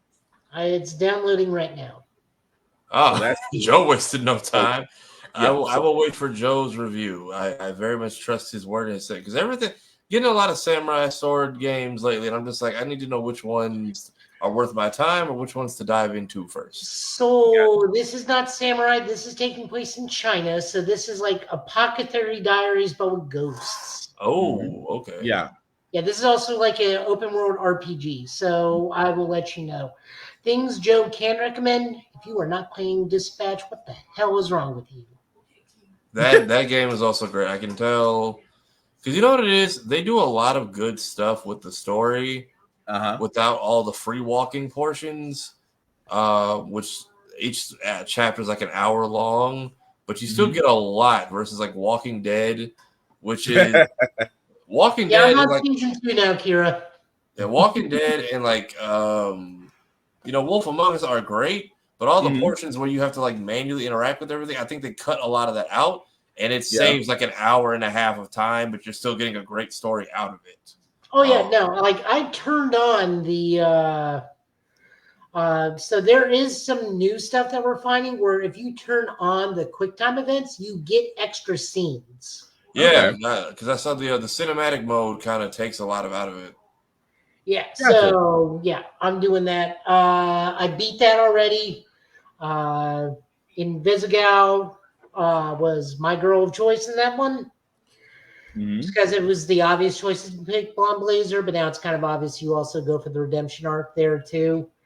God, that was so much fun for such a very streamlined, simple game, but the storytelling. I feel like I want them to. I feel like I want them to spread the next one out like a Telltale game. Like the fact that I get it. I feel like I would have been okay with one episode a week versus 2 episodes, just because I like the discussion, but I feel like it went by too fast. Like I hope they trust themselves a little bit more with season 2. And then, or people have been saying, like, even for DLC, give me like an infinite dispatch mode, or like give me, because like even the dispatch mini game is fun. Oh yeah, I will say the hacking is still kind of buggy. Like I got someone where like it's supposed to be confusing, but I think I ran into a bug where it wasn't generating properly. But it was not a point of the game where you can actually like just choose not to do it. So I just didn't. I ran into another hacking portion earlier in the game where the hacking just didn't work and was bugged. So after a couple restarts, I got it to work right. But that's literally the worst I've had to do. Like the game is amazing. The voice acting is wonderful. Story's fantastic. And hilarious game, even though like I didn't laugh a lot, but it's also the type of humor I can definitely appreciate. Okay, Kira saying it feels like they did 2 episodes with intention. It's good for streamers. It did because you're getting 2 episodes within the time of one Telltale episode, which you get 5 instead of 8. So I get it. Yes, some of the challenges in the hacking. This is also kind of why I wait before I jump on anything new, because it's like these games, Little Nightmares 3. My God, hey, Poppy Playtime. That last chapter was great lore-wise. Some of those boss fights were insufferable because people were getting soft-locked into certain parts. Fair. I actually put myself in Digimon Time Stranger without spoiling anything. I kind of figured what the boss would be. So I put in 2 Digimon, Solarmon, Apollomon, and Emperor Greymon, who are completely immune to fire attacks. So I wasn't losing, but God in heaven, did it take forever for me to win, because we were both wailing on each other with just like basic attack. Because neither one of us could use our special attacks because we would just negate each other. Oh, so you had a stalemate. Yeah, well, yeah. Like I could only damage him during certain things, but if I used fire attacks, they would just like negate. But if he used any of his stuff on me, it would just simply negate, because I was also completely immune to fire. But no, back to whatchamacallit, Dispatch. I hope they get a season 2. I mean, Ryan Paul Right. Yeah, Ryan The Paul. guy that plays Sonar, it's like, man, I hope we get a season 2. It's like, no, Yeah, you don't. dude. I just started watching Moist Critical maybe like this year, but the fact that he's in it and he's just been like Sonar's biggest champion, he's just like, look, Sonar, help. Sonar, save me. Sonar, so like, where's my character? I know what lines are recorded, but fucking help me. Like, his entire playthrough has been hilarious. Thought Squad as Prism has been hilarious because she was just like, when they hit me up for the role, I was like, wow, these scammers are getting creative. And now she's like one of the fan favorite characters. And Oh, people yeah. No, we love Prism. Shout out to Black Bunny. And now the fact that people realize, oh, these are actually her songs. Like, they didn't just make these up for the game. Like, she actually is a performer. And the fact that, well, what is the acronym? They have an acronym for one of her lines in the game now.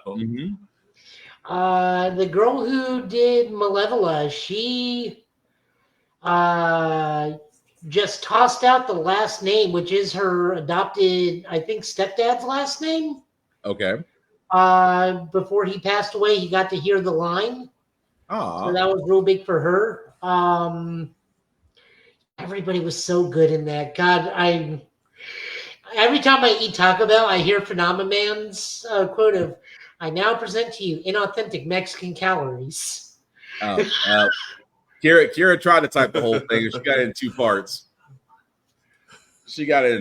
But I no. hear nothing but hose to press now every time I play that game from the bar fight scene. Again, the concert from BlurredCon last year just gets more epic because it's like, I don't really know who everyone is. I know Thought Squad is somebody, but like I got to hear Hose to Press live, and now that's like everyone is like I see Roshi and like a lot of other people in the Blurred space, like, oh, this is a real ass song. Like looking it up live, like, oh, she actually is the actor and this is her track in the back. And the fact that it's the song they're fucking fighting to is the most hilarious shit. Not to mention her line of when she blinds it is like, I'm temporarily blinded. The fuck you mean temporary? Bitch, you blind forever.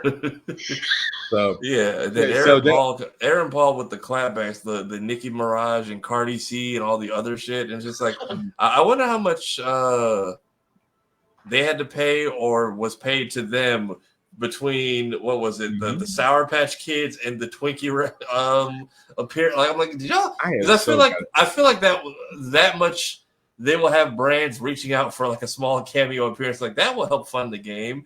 But now you got the creator, because I know a lot of people have been saying like they wish Malevola was a romance option. She is not, but she is like super best friends with Sonar. So Yeah. there are every time sometimes you pair them up. I think one of the big things is like, hey, do you want to go get ramen after this? And I was like, no, you were so miserable to be around after ramen. I don't want to do this again. I have so got to play this, but not to get too far off, not to get too far off track. So, but hey, hang on, but not to get too off on track, because Dispatch is great. Not to go into too much spoiler territory because now y'all want me to. I'm trying to beat these other games so I can play this. One of the writers is one of the main characters. She's Coop. Oh, okay. But also shout out to Black because we want to give Prism her flowers. So Black Bunny, please check her out. Literally, I think, and I should be able to spell it. I think it's BLVCK .buddy. Also check out Thought Squad, just because she deserves all the shine. Because, like Tafari and Joe said, her song as well as the acronym is everywhere. We want to give her flowers. So again, definitely follow her on socials. They are going on to they do have tours going on, as Tafari said. But yeah, just want to throw that out there. Thank you, Kira. I appreciate that. Black Bunny, aka Thought Squad. Definitely follow her on Instagram because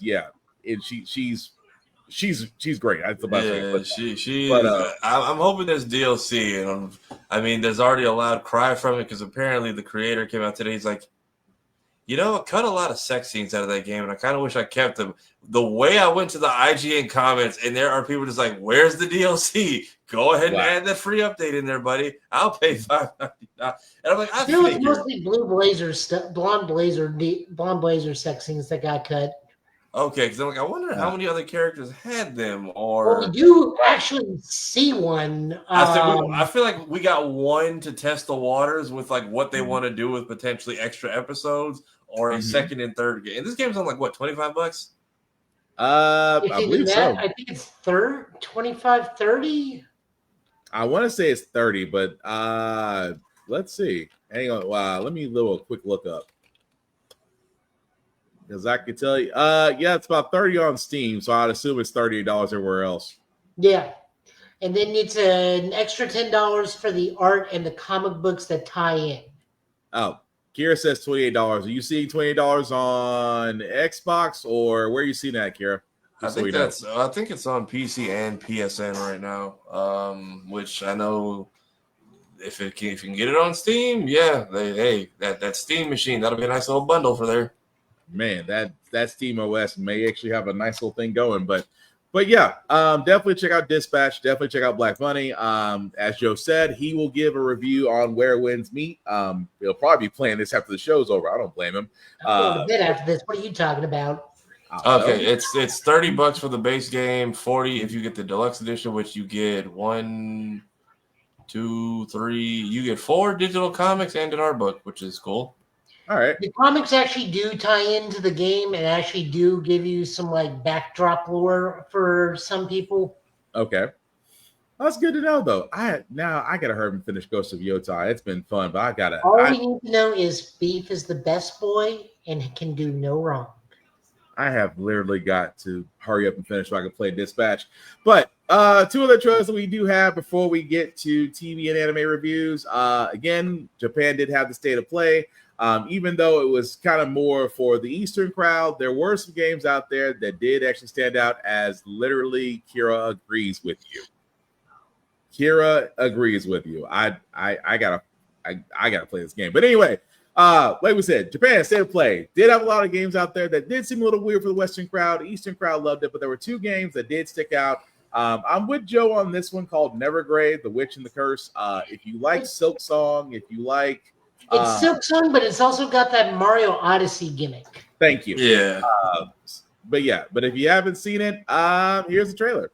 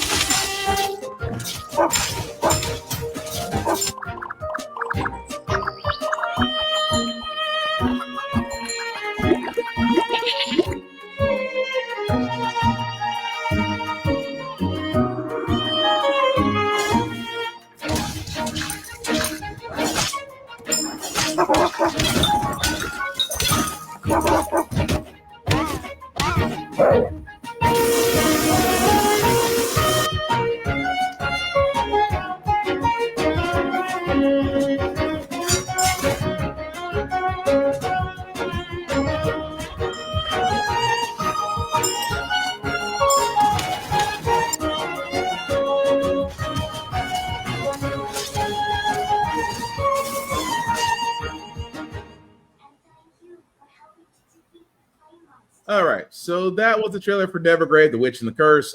Comes out March 5th of next year for PS5 and PS4.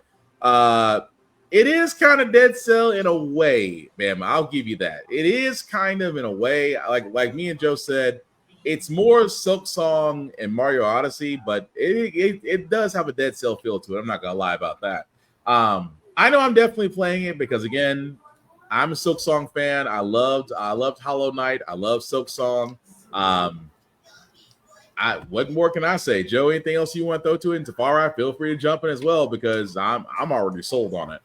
It looks like fun. It looks like a fun Yeah, like you guys said, if you're into Hollow Knight or Dust and Elysian Tale, I feel like this is the type of game you'll be into. I'm curious what the story is going to be like. I'm sure that'll be interesting enough on its own. Especially with the hat possession, and it looks like you can have up to multiple players. But Joe, what say you?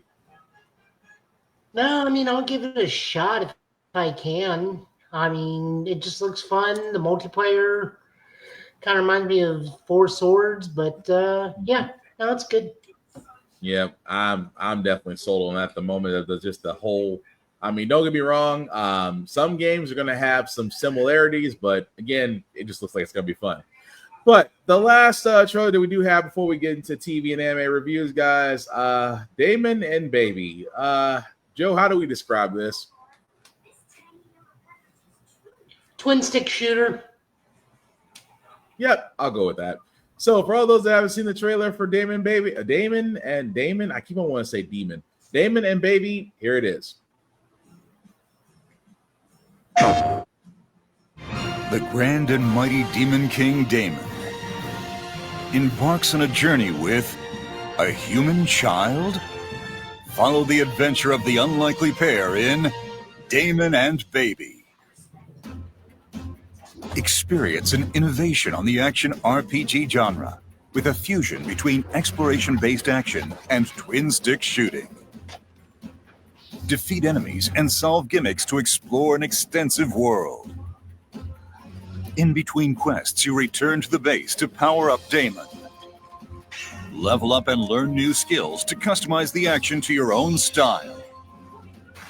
From handguns to machine guns, shotguns, rocket launchers, and more.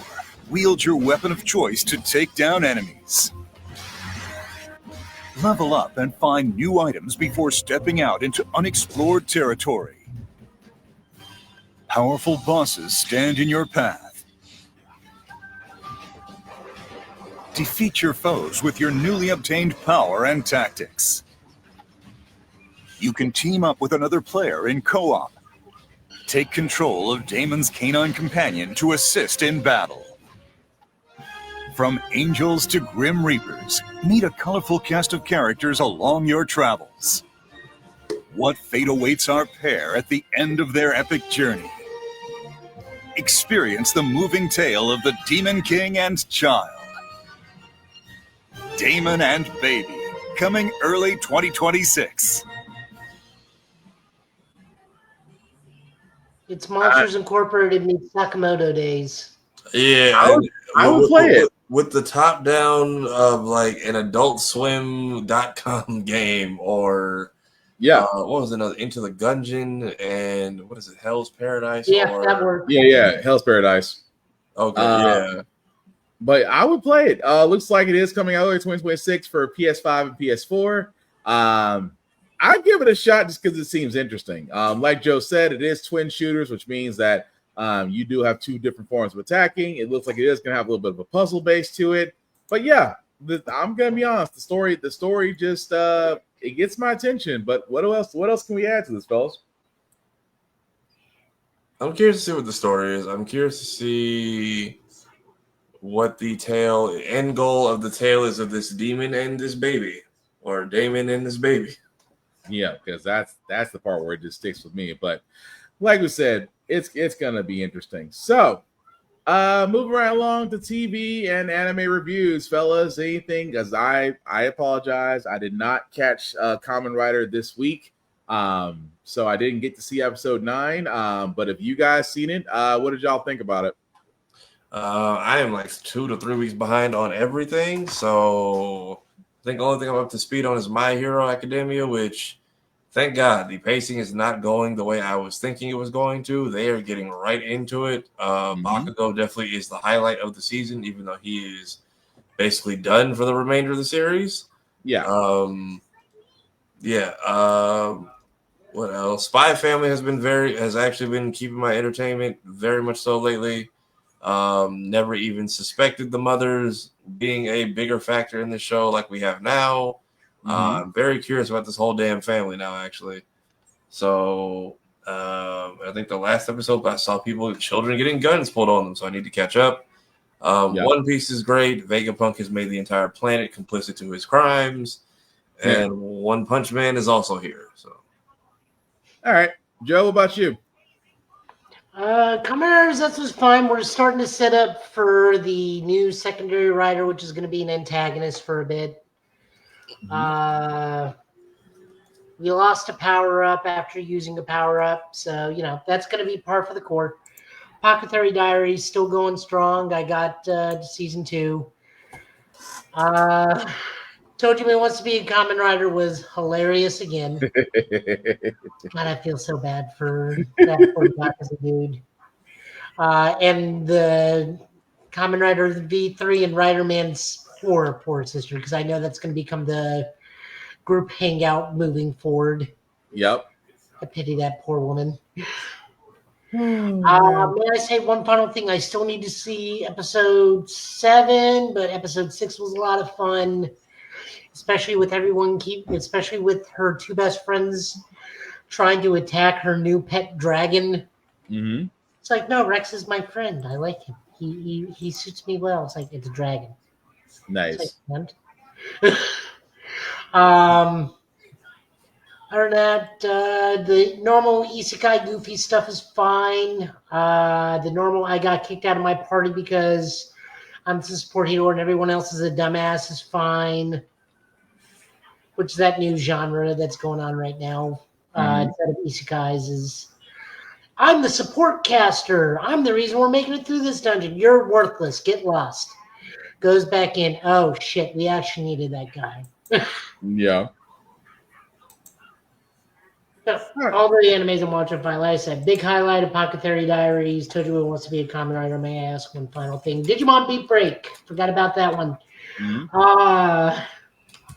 Pandamon versus Astamon. It's literally 2 rival Yakuzas fighting each other. Dang. Okay. One's just a Yakuza for the community, which is a thing. And one's the Yakuza for crime. Also a thing. Nice. Going up against each other, and Gekkomon just being immediately sucked into the fight because he's Pandamon's Kyodai, or like really, really crime-ridden way of saying brother, but their culture, not ours. This week I think is the Cougarmon episode, so we get to see a little bit more into the leader of Glowing Dawn, and Cougarmon and Panthermon take center stage, which is nice because I think Cougarmon is ultimate level. I think. Or Panthermon is ultimate level. Cougarmon, I think, is his champion form. I may be wrong about that, but he's either already up there, and that's why he doesn't do too much, or is needed for the tougher stuff. Okay. But yeah, Digimon Beat Break is still super good. Yeah, I still got to catch up on that one. I will add to yours. Gashi Akuda, she pulled a piece. That's all. I need to catch up on that one too. The combat on that one seems like it is crazy. Phenomenal. Whereas Sundays, it's like One Piece and then Saitama and the gang just try. Now, I will say this. Gachi Akuda, she pulled a piece. Kira, if you caught up, you'll know exactly what I'm talking about. One Punch Man, I did see the latest episode. It's an improvement. It's not the same level as season 1 and season 2. It's an improvement on the last episode. I will say this. I did finally watch episode 3 of Apothecary Diaries. I'm still in season 1, so I'm trying to catch up with everybody else. But so far, it is interesting. And like I said, everything else has pretty much been covered. Tojima Wants to Be a Kamen Rider. That dude, he puts everything into that fist, and I leave it at that because again, I don't want to spoil it. Outside of that, My Hero, I agree with Tafari. It's finally getting to the wrap up point. Which it needs to, because it's going to hit to a certain point in the story. But that's the only things I can talk about. Like I said, didn't get to watch Zets, which I will hopefully get to catch up on for next week. But let us know in the comments what you think as far as the animes. And also, if there's animes out there that you do watch, we want to know, because, again, don't gatekeep. Share. That's all we ask. But yeah, so fellas, any other news or whatnot before we go to comics? Trying to think. Yeah, that's it for me. Golden Joysticks Game Awards. I think Golden Joysticks is coming up this week. Game Awards voting is about to open. I want to say in a couple of days, but other than that, we will see who the nominations are going to in the awards. Sweet. Which again, old girl in South of Midnight, please go out and go vote for her. Because again, voice acting. I can tell you off the bat, Kira, who's watching, Navy Montel, Chris Fear, Blur's Eye View, and a host of others, along with Blur Station, will tell you voice acting is not easy, and recognitions are even harder to get. So, with that being said, please go out, please support, please vote at the Golden Joysticks if you are able to. But before we do get to our comics, we do always want to show love to Rick's Comic City, Nashville's #1 place to go to for comic books, for mangas, for animes, for Funko Pops. Pretty much anything you can find is in the comic book world. You can find it there. 2 locations, Nashville and Clarksville, Tennessee. Of course, rickscomiccity.com, to where you can also do pull lists, orders, things of that nature. You see us on their televisions. They show us love because we want to show love back. So if you are in the Middle Tennessee area, please check out rickscomiccity.com. If you are not in the Middle Tennessee area, please support your local comic books, support your local library, support your local bookstore, support the indies, the indie artists, writers, comic books, all the above, because trust me, they need the support, they need the exposure, and the more people know about them, the better chances that we see more content, because again, it all matters. So definitely do that. That being said, what do you say, Kira? I voice act for money, but mostly to get hired. Fair. But with that being said, I do see, Joe, that you do have your comic books up, sir. So whenever you're ready. First up, we got Green Lantern Corps number 10. Big lore jump for John Stewart. We find out that this is the other John Stewart because he split himself into 2 when he was Emerald Knight. Uh-huh. So one John died. This is the other John that was living a peaceful life with not yet wife Katmatui, because this is a Katmatui from the dark sector of the world, of the universe. So It's technically her, but also technically not, but they're not married. Mom Ring is running her mouth, is trying to get John to wear the ring. He don't want to. Mm-hmm. Little sister is brought back. He did not know about that, so he's mildly traumatized by that. And ex-girlfriend pops up, Fatality, who was nearly his wife at one point as well. Shenanigans happen to the younger Lanterns. We're just continuing the storyline. Solid read. Good to know where John is in the grand scheme of things, or this version of John. It's an interesting new arc, but I got from John, it's like, I'm not gonna say Danny Glover, Lethal Weapon. I'm too old for this. He's like, all right, I just don't have time for this anymore, or I just don't want to be a part of this anymore. I just want to be Farmer John. But I love the fact that as soon as he saw about Fatality, he's like, one job, just one job. He said, I'm just gonna do this one thing and I'm gone. As the ring and his mom. Of course, it's funny that the mom's kind of still nagging a little bit, but no, it's an interesting new arc coming back from the Starbreaker series, from the Starbreaker issue. So yeah, I want to keep up with this. I wonder if this rank can hardline project a slipper just to smack him with. Let's not get the writer's ideas. It was written by Morgan Hampton, art by Iguera, Fernando Parson, Will Conrad, and Claire Albert. Colors are of Pronto and Matt Herms. So yeah, like I said, go do it. Definitely. The big one that everyone's talking about, Batman Static Beyond. Yes. I am going to guess this is written by Evan Narcissus and art by Nicholas Dapper Ivy and colors by Will Quintana, because I could not find a page that said who did what. Yeah. Like there was just no title page. Interesting.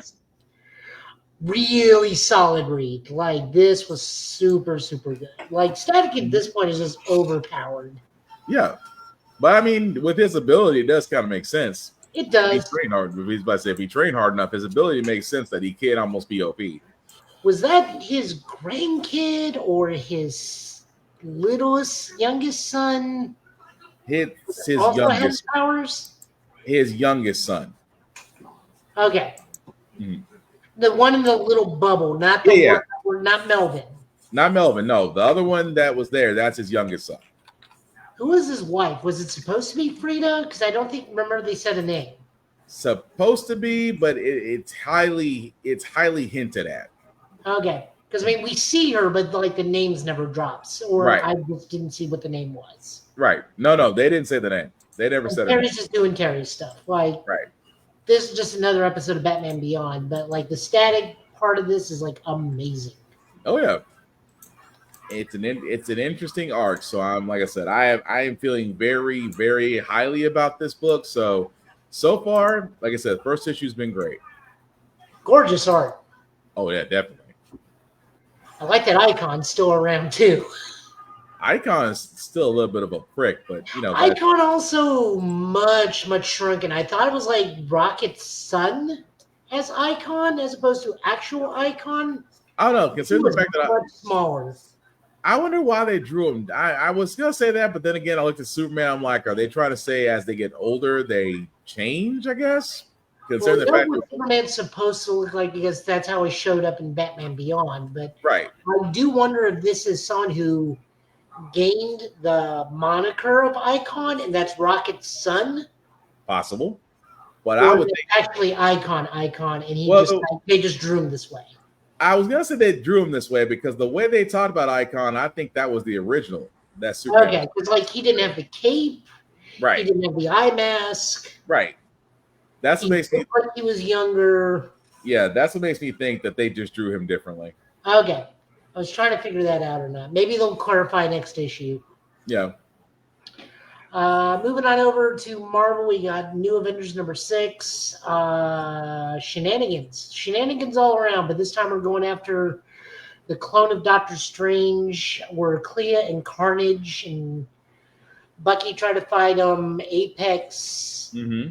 Armor tries to bully another version of the Jackal, who apparently made clones of Captain Britain and Medusa from the Inhumans. Yeah.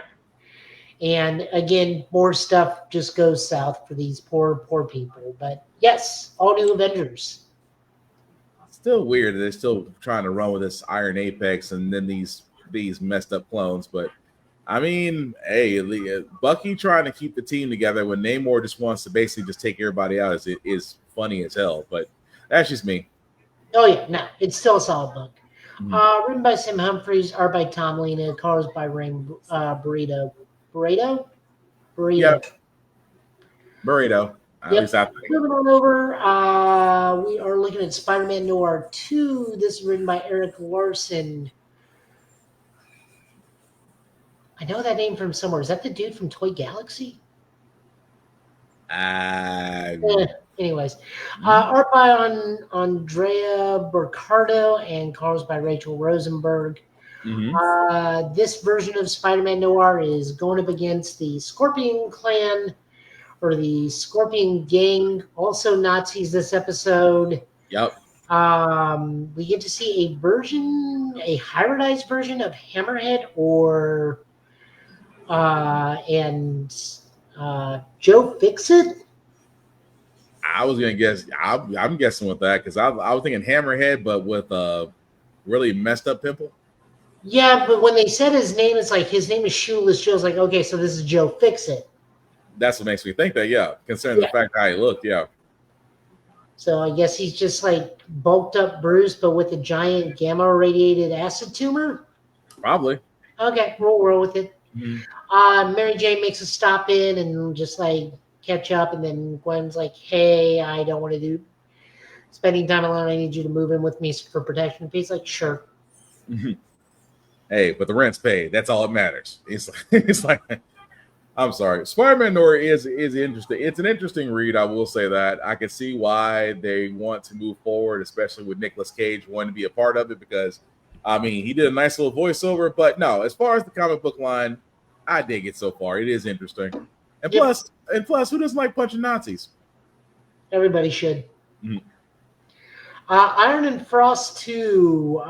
This is written by Kevin Scott, art by Abari Coleman, and colors by Yin Nitro. We just are still in that weird alternate timeline where Doug has ruined the world. Mutants are now the pervading species, and people eventually are either mutating or dying off.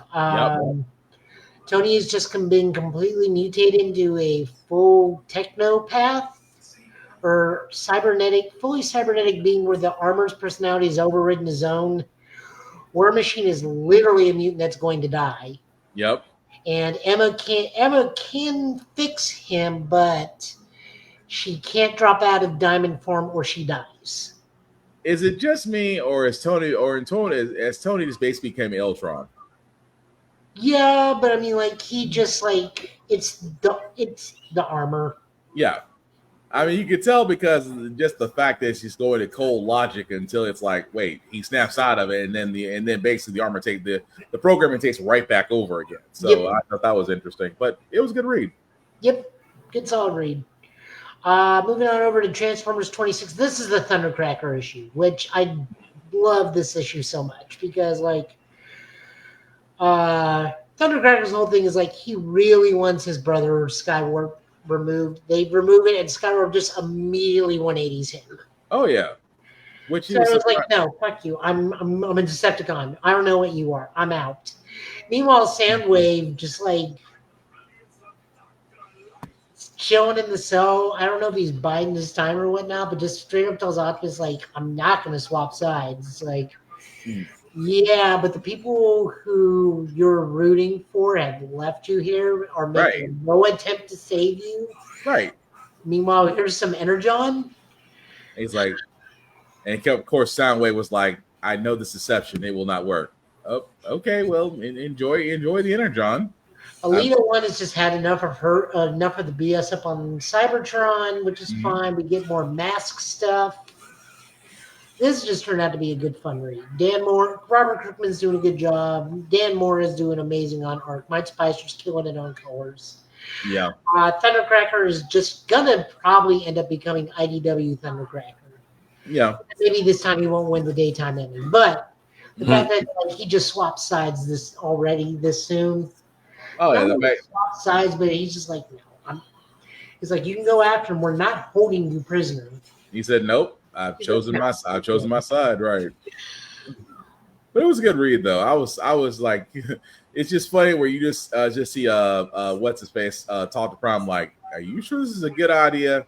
He's like, I'm just gonna hold on to these blasters just in case, because I trust you. I don't trust him. But no, it was a good read. And then also the opposite swap. This time it's Dynamite Comics, opposed to Marvel doing Gargoyles Fantastic Four. Written by Greg Weisman, who writes Gargoyles, so this is like right thing. George Cambatis is doing art and I guess colors as well. Just another team up between the Fantastic Four and the Gargoyles team in New York. Kids wind up in the negative zone while Johnny and Ben are in fighting I was about to say the Underminer because of them, but the Mole Man along with some of the Gargoyles and just shenanigans. I just don't want to spoil it because this is actually a pretty solid fun read.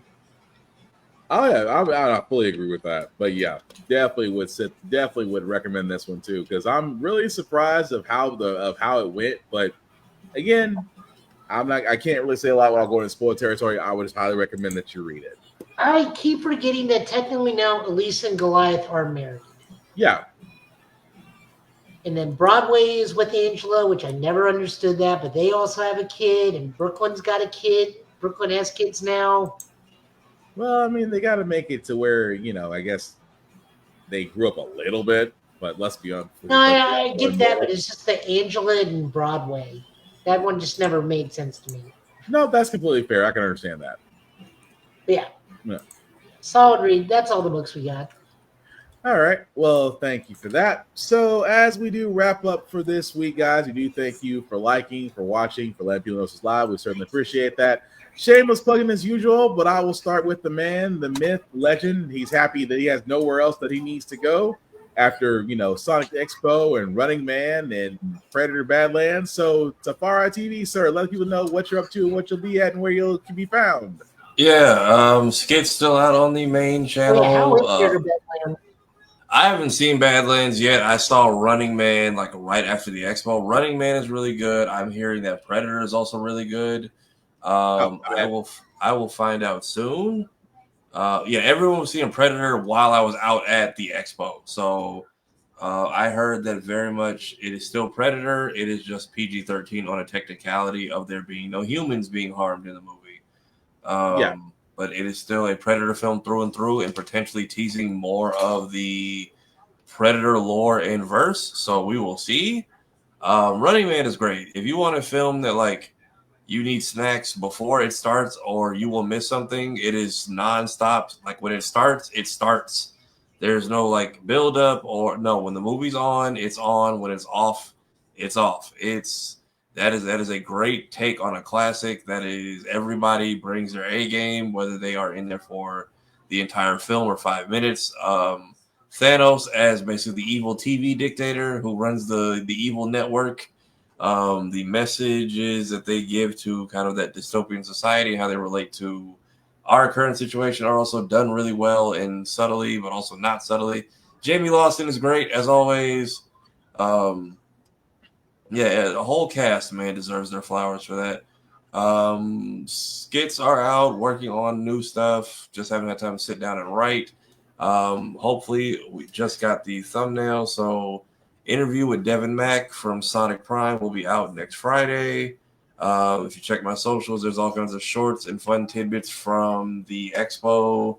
Posted recaps and everything. Got to meet cool people. So, a lot of cool stuff. Getting back into streaming. Not sure where to start next. Ran through Shadow the Hedgehog for the anniversary tomorrow, but not really sure what to move on to next to cap off the year.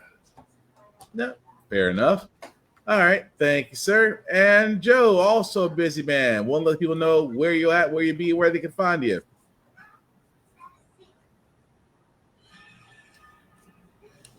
My couch. Middle Tennessee Gaming. My couch. But dude, I'm tired. No, I'm gonna go with that. No, more seriousness. Middle Tennessee Gaming. We're doing a whole bunch of stuff coming up soon. This week is Avatar: The Last Airbender from Magic the Gathering. Release. We did a pre-release tonight. We're doing a pre-release event Sunday. We're doing a draft on Monday. I will not be there for the draft. What else are we doing? We just got done with Music City Multicon. Kind of a thin herd, that convention, but still nice to just see everyone and catch up with all my Congo and friends. I mean, you were there. Oh, yeah, I was there. That's why I said, that's what you said was a thin herd. I said, yeah, you ain't lying. Still streaming Digimon. Just had to take a small break for what's it called? For Dispatch. So we're gonna keep on going on that Digimon train, then we'll probably just transition right into Mech Warrior. Other than that, I'm just at my main work. I'm doing API Middle Tennessee stuff all the time. We got Friendsgiving coming up. I got Korean red pepper chicken marinating in the fridge right now. That sucker's been in there since like 9 this morning. Oh, good Lord. That's going to be good. I hope so. Other than that, no, that's it for me. I mean, me and Tafari got to get back up on the Ultraman stuff. We got a bit of a log to go through, so not too bad, but we still got a little bit to catch up on. All right. Fair enough. Well, before I do get to myself, guys, shameless plugging as we always used to do here, as I always do here. Shout out to APR TV. Why? Because the Gambit podcast can be seen on APR TV, on the Roku channel or Amazon Fire TV app. Also, other shows can be seen there as well. Definitely check it out. You will not be disappointed. Also, BlurStation.com. We have talked about this for almost going on 2 years now. It is a streaming site with content for us, by us. And again, with movies, television shows, anime, you name it, they literally just talked about Blood Dealers, a exclusive at Blur Station. Want to know more about it? Go to Blur Station. Definitely sign up. It's $10.99 a month, and Blur Station can be streamed on all smart devices. Trust me, you will not be disappointed. Also, check us out, the Gambit Podcast on YouTube, literally the GB Podcast. If you type it in, we're the first thing that pops up, which I'm very proud of. Like, share, and subscribe. Hit the notification button, guys, so that way you'll know anytime that we do have a new show that's going up or a stream that's going on or a review. Definitely without your support, we really can't do it. So please, guys, support. Like, share, and subscribe, and you will not be disappointed. Also, check out my other show, How the Frack We Got Here. Also, for the news, because trust me, if you've been paying attention to the last 24 hours that's been going on about a certain guy in a certain street at a certain house, and certain files have got out, and a certain name has been making the internet memes, yeah, we're going to talk about it come this Wednesday. But definitely check out How the Frack We Got Here. Also on YouTube, like, share, and subscribe, because we do try to make sense out of the world as it is. Also for myself, Black_Spartan615 on the socials. You can definitely follow me. I talk to pretty much everybody. Just don't make it weird. I don't want to get in the whole point of blocking anybody.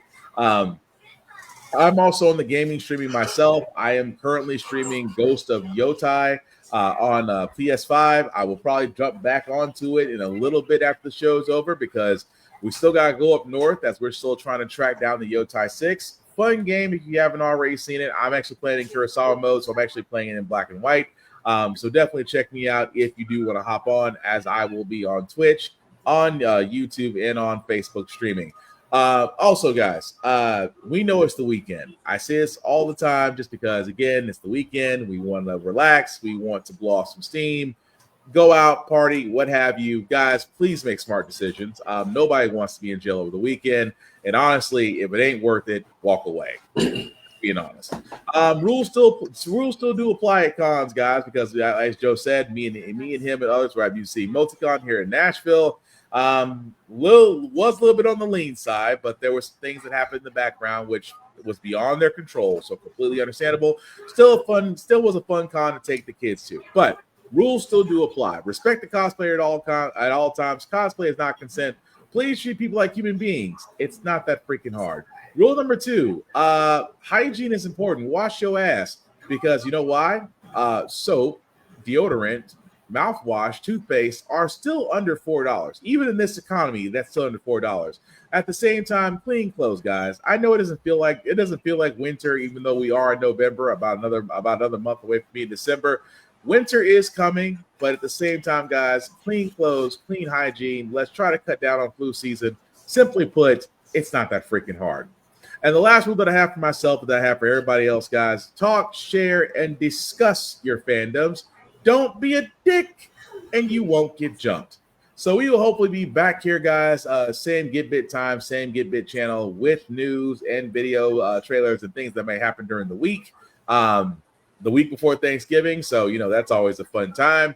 So we will definitely be doing that. So, fellas, any last words we call tonight? Hey, go see a movie. Predator, Badlands, Running Man. There's some great films out right now if you got nothing else to do. Very much. I want to see Running Man, Predator, Badlands so bad. Joey, last words, sir? Remember, it's not temporary. It's forever. I thought you were going to go into that whole prison bit for a second. But that being said, I have been Spartan. He's been Joe. He's been Tafari TV. This has been the Gambit Podcast, guys, for tonight, guys. Do thank you all for watching. Please take care of yourselves and each other, and I promise we'll all get through this. Live long and prosper, because my camera is slowly dying. We are out. Again, have fun. The world will be all right. Peace.